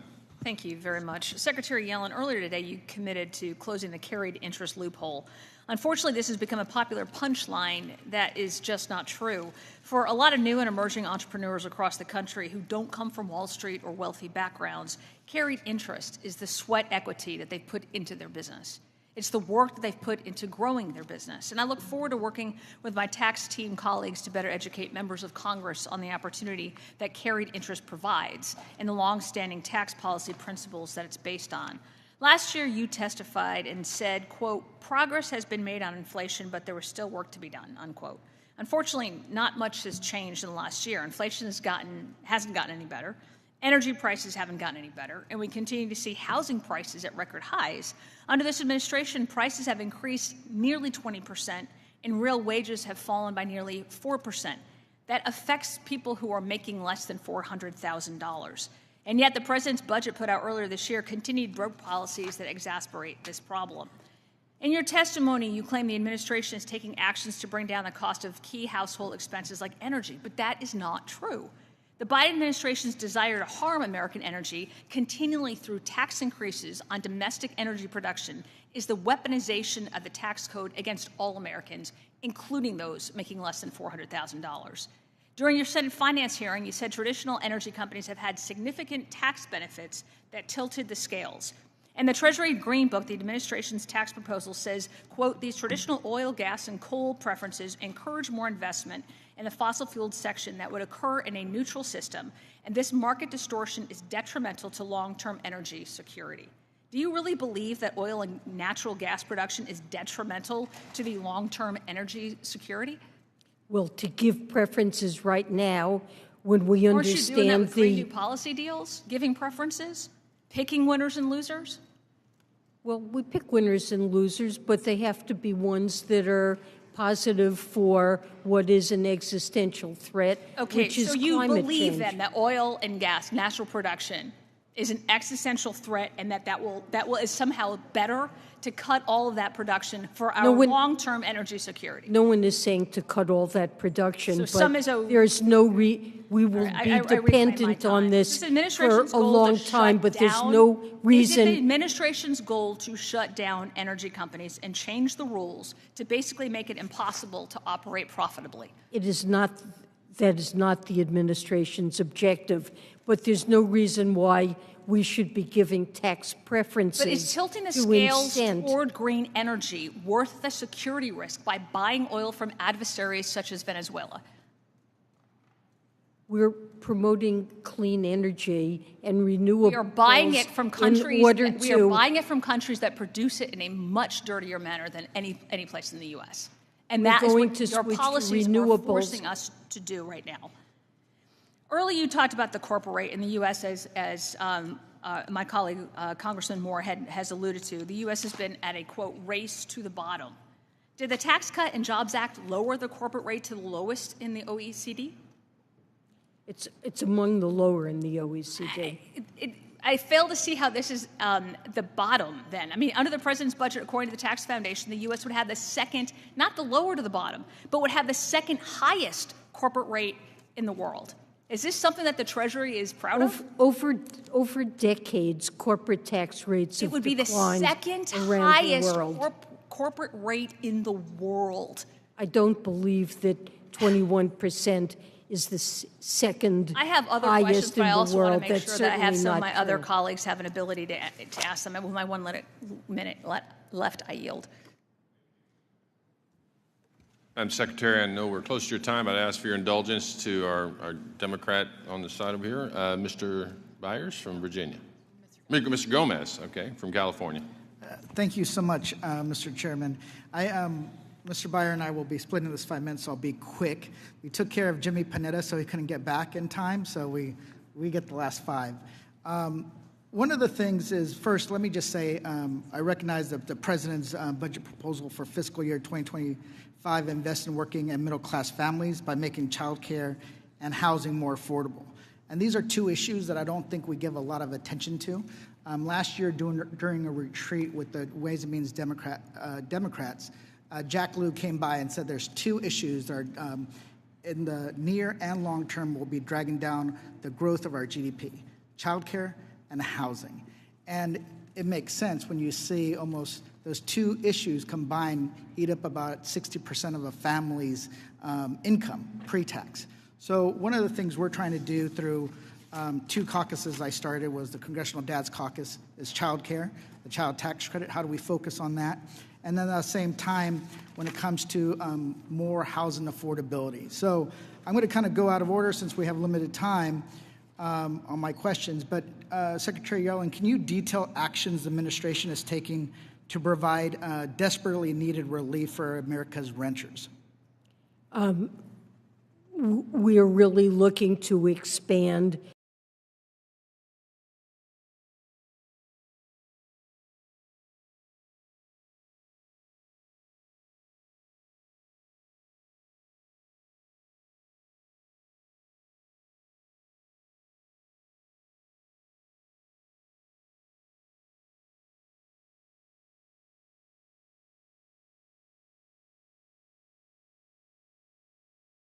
through any number of tax proposals.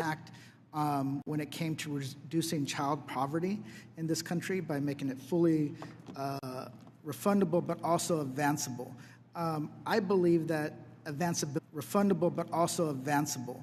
I believe that advanceability is not given a lot of attention that it should get and should receive, because as a working class person, $200, $300, $500 a month means that you can use that for formula, diapers, all those monthly expenses.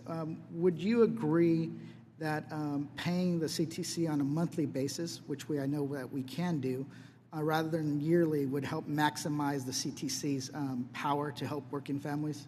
Yes, it would. I think it was very important, and the Internal Revenue Service worked very hard to make sure they implemented that right away. It was in the middle of the pandemic, and it required an heroic effort, but it made a big difference, and we're very supportive of it. Thank you. With that, I'll yield the rest of my time to Mr. Beyer. Thank you, Mr. Gomez. Madam Secretary, I greatly appreciated seeing your proposal for a minimum income tax of 25% on the ultra-wealthy. I was proud to work with Steve Cohen to turn this into legislation, many co-sponsors. It is ridiculous that the wealthiest 0.001% of Americans on average pay effective rates in the single digits. Many of them pay nothing. Can you talk to us about how that minimum tax would work? Yes, the president's budget would impose a minimum tax of 25% on total income, and income would include unrealized capital gains. It would only apply to taxpayers with more than $100 million in wealth. And it would not require, for those taxpayers who have highly illiquid assets, they could defer payment of it. Others could pay in installments so that it wouldn't be a huge hit in the first year. But right now, many wealthy people really never pay taxes on that during their lifetime. They borrow against it, live very well, and often can pass it on with step-up of basis at death so that no one ever pays taxes on those gains. Thank you very much. One last question in 25 seconds. Are you thrilled with direct file so far? It's going great. It's gone really well. We're going to provide a thorough assessment, but all the anecdotal evidence we hear, people have really appreciated it, found it easy to use. It saved them, on average, $270 and something like 12 hours of work to file their taxes, and it's a great option. Thank you very much. I yield back.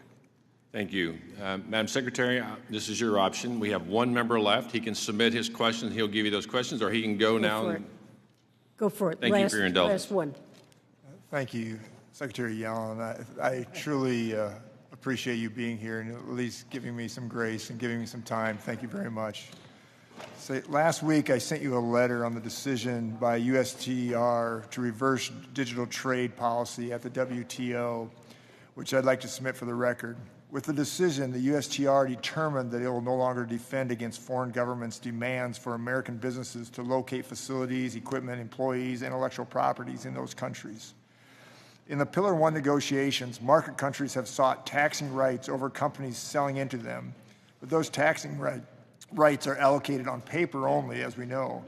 The local data storage requirements that would proliferate around the world do the opposite, reallocating taxing rights not on paper, but instead reallocating real economic assets that create a taxable presence in those countries. So this year's Green Book, the President notes the concern of undesired incentives to locate certain economic activities abroad. But if local data storage requirements are allowed to proliferate, U.S. businesses will face not only an incentive to invest abroad, but will require to do so. This newly allowed method of discriminatory targeting of the U.S. companies for tax revenue is going to cost us, obviously, jobs and investment and IP transfers. So my question is, Secretary Yellen, did the Department of Treasury consult with USTR on the likely tax and economic impacts of this decision? I mean, did you guys work together? Did you talk about it at all? Well, this was really USTR's decision, and I honestly have to defer to USTR when it comes to Ambassador Tai's position that she's taken on you're talking about the WTO situation with digital trade. When it comes to Pillar 1, we've had interagency coordination, and our position on this really remains completely unchanged. We're trying as hard as we can to get rid of digital service taxes that we regard as discriminatory against U.S. firms. And thank you for that, but you know it very well. If you look at it, I mean, obviously our multinationals will have to build infrastructure, and that obviously will cost these companies jobs and cost taxes that could be paid here. I mean, how do we square that up? You mean because of the WTO position? Yeah. I'm sorry, I really just can't. I haven't been involved in that at all. We've generally opposed data localization requirements, and I don't think that's really changed significantly, but I honestly have to defer to USTR on that issue. And I appreciate that. I mean, it just seems like everybody's at odds here. The USTR is at odds with the Treasury. I mean, in the WTO, I mean, I don't quite, I think we're going in two opposite directions. And I think the thing that we don't want is where our multinationals are paying and paying taxes to other countries, and other countries are using us for a piggy bank. And I just feel like we're swaying that direction. Do you see that at all? Well, we're really trying to oppose that in the Pillar 1 negotiations. We're trying to get rid of digital service taxes that are being imposed on our firms. Well, I'd really appreciate that. I mean, but continue to look at that. Please do a deep dive into this, because what's going to happen is we're going to lose a lot of dollars when these infrastructures get moved to other countries, and losing jobs and IP transfers. So if you could. With that, I'll close down my comments. Thank you for being here.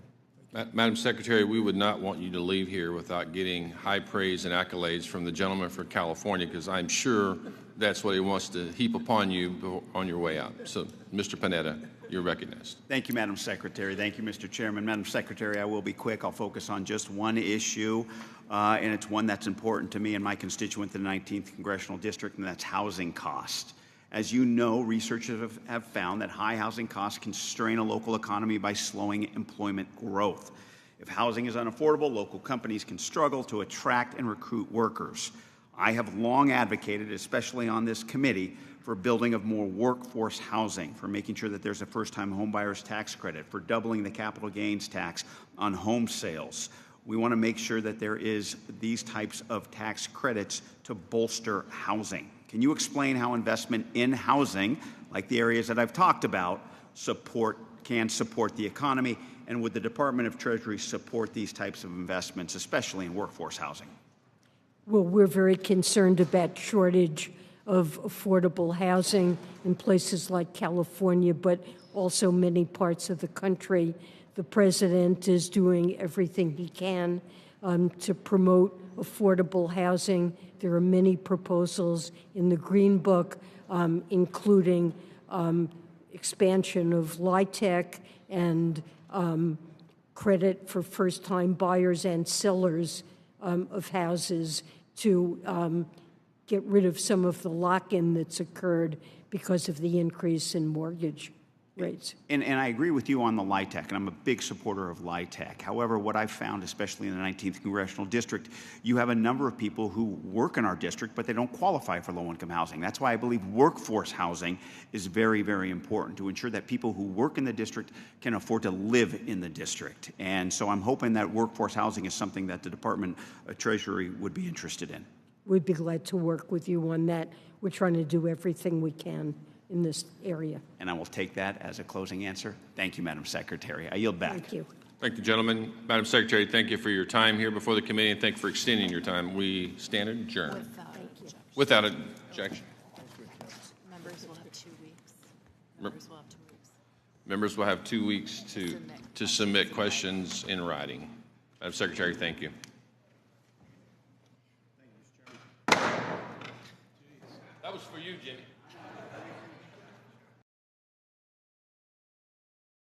Hey everyone, welcome. I'm going to speak ever so briefly from the podium. My name is Joseph Mikett. I'm the Director of the Energy Security and Climate Change Program at the Center for Strategic and International Studies. I want to welcome you today to our program, and those joining us online, you're welcome as well.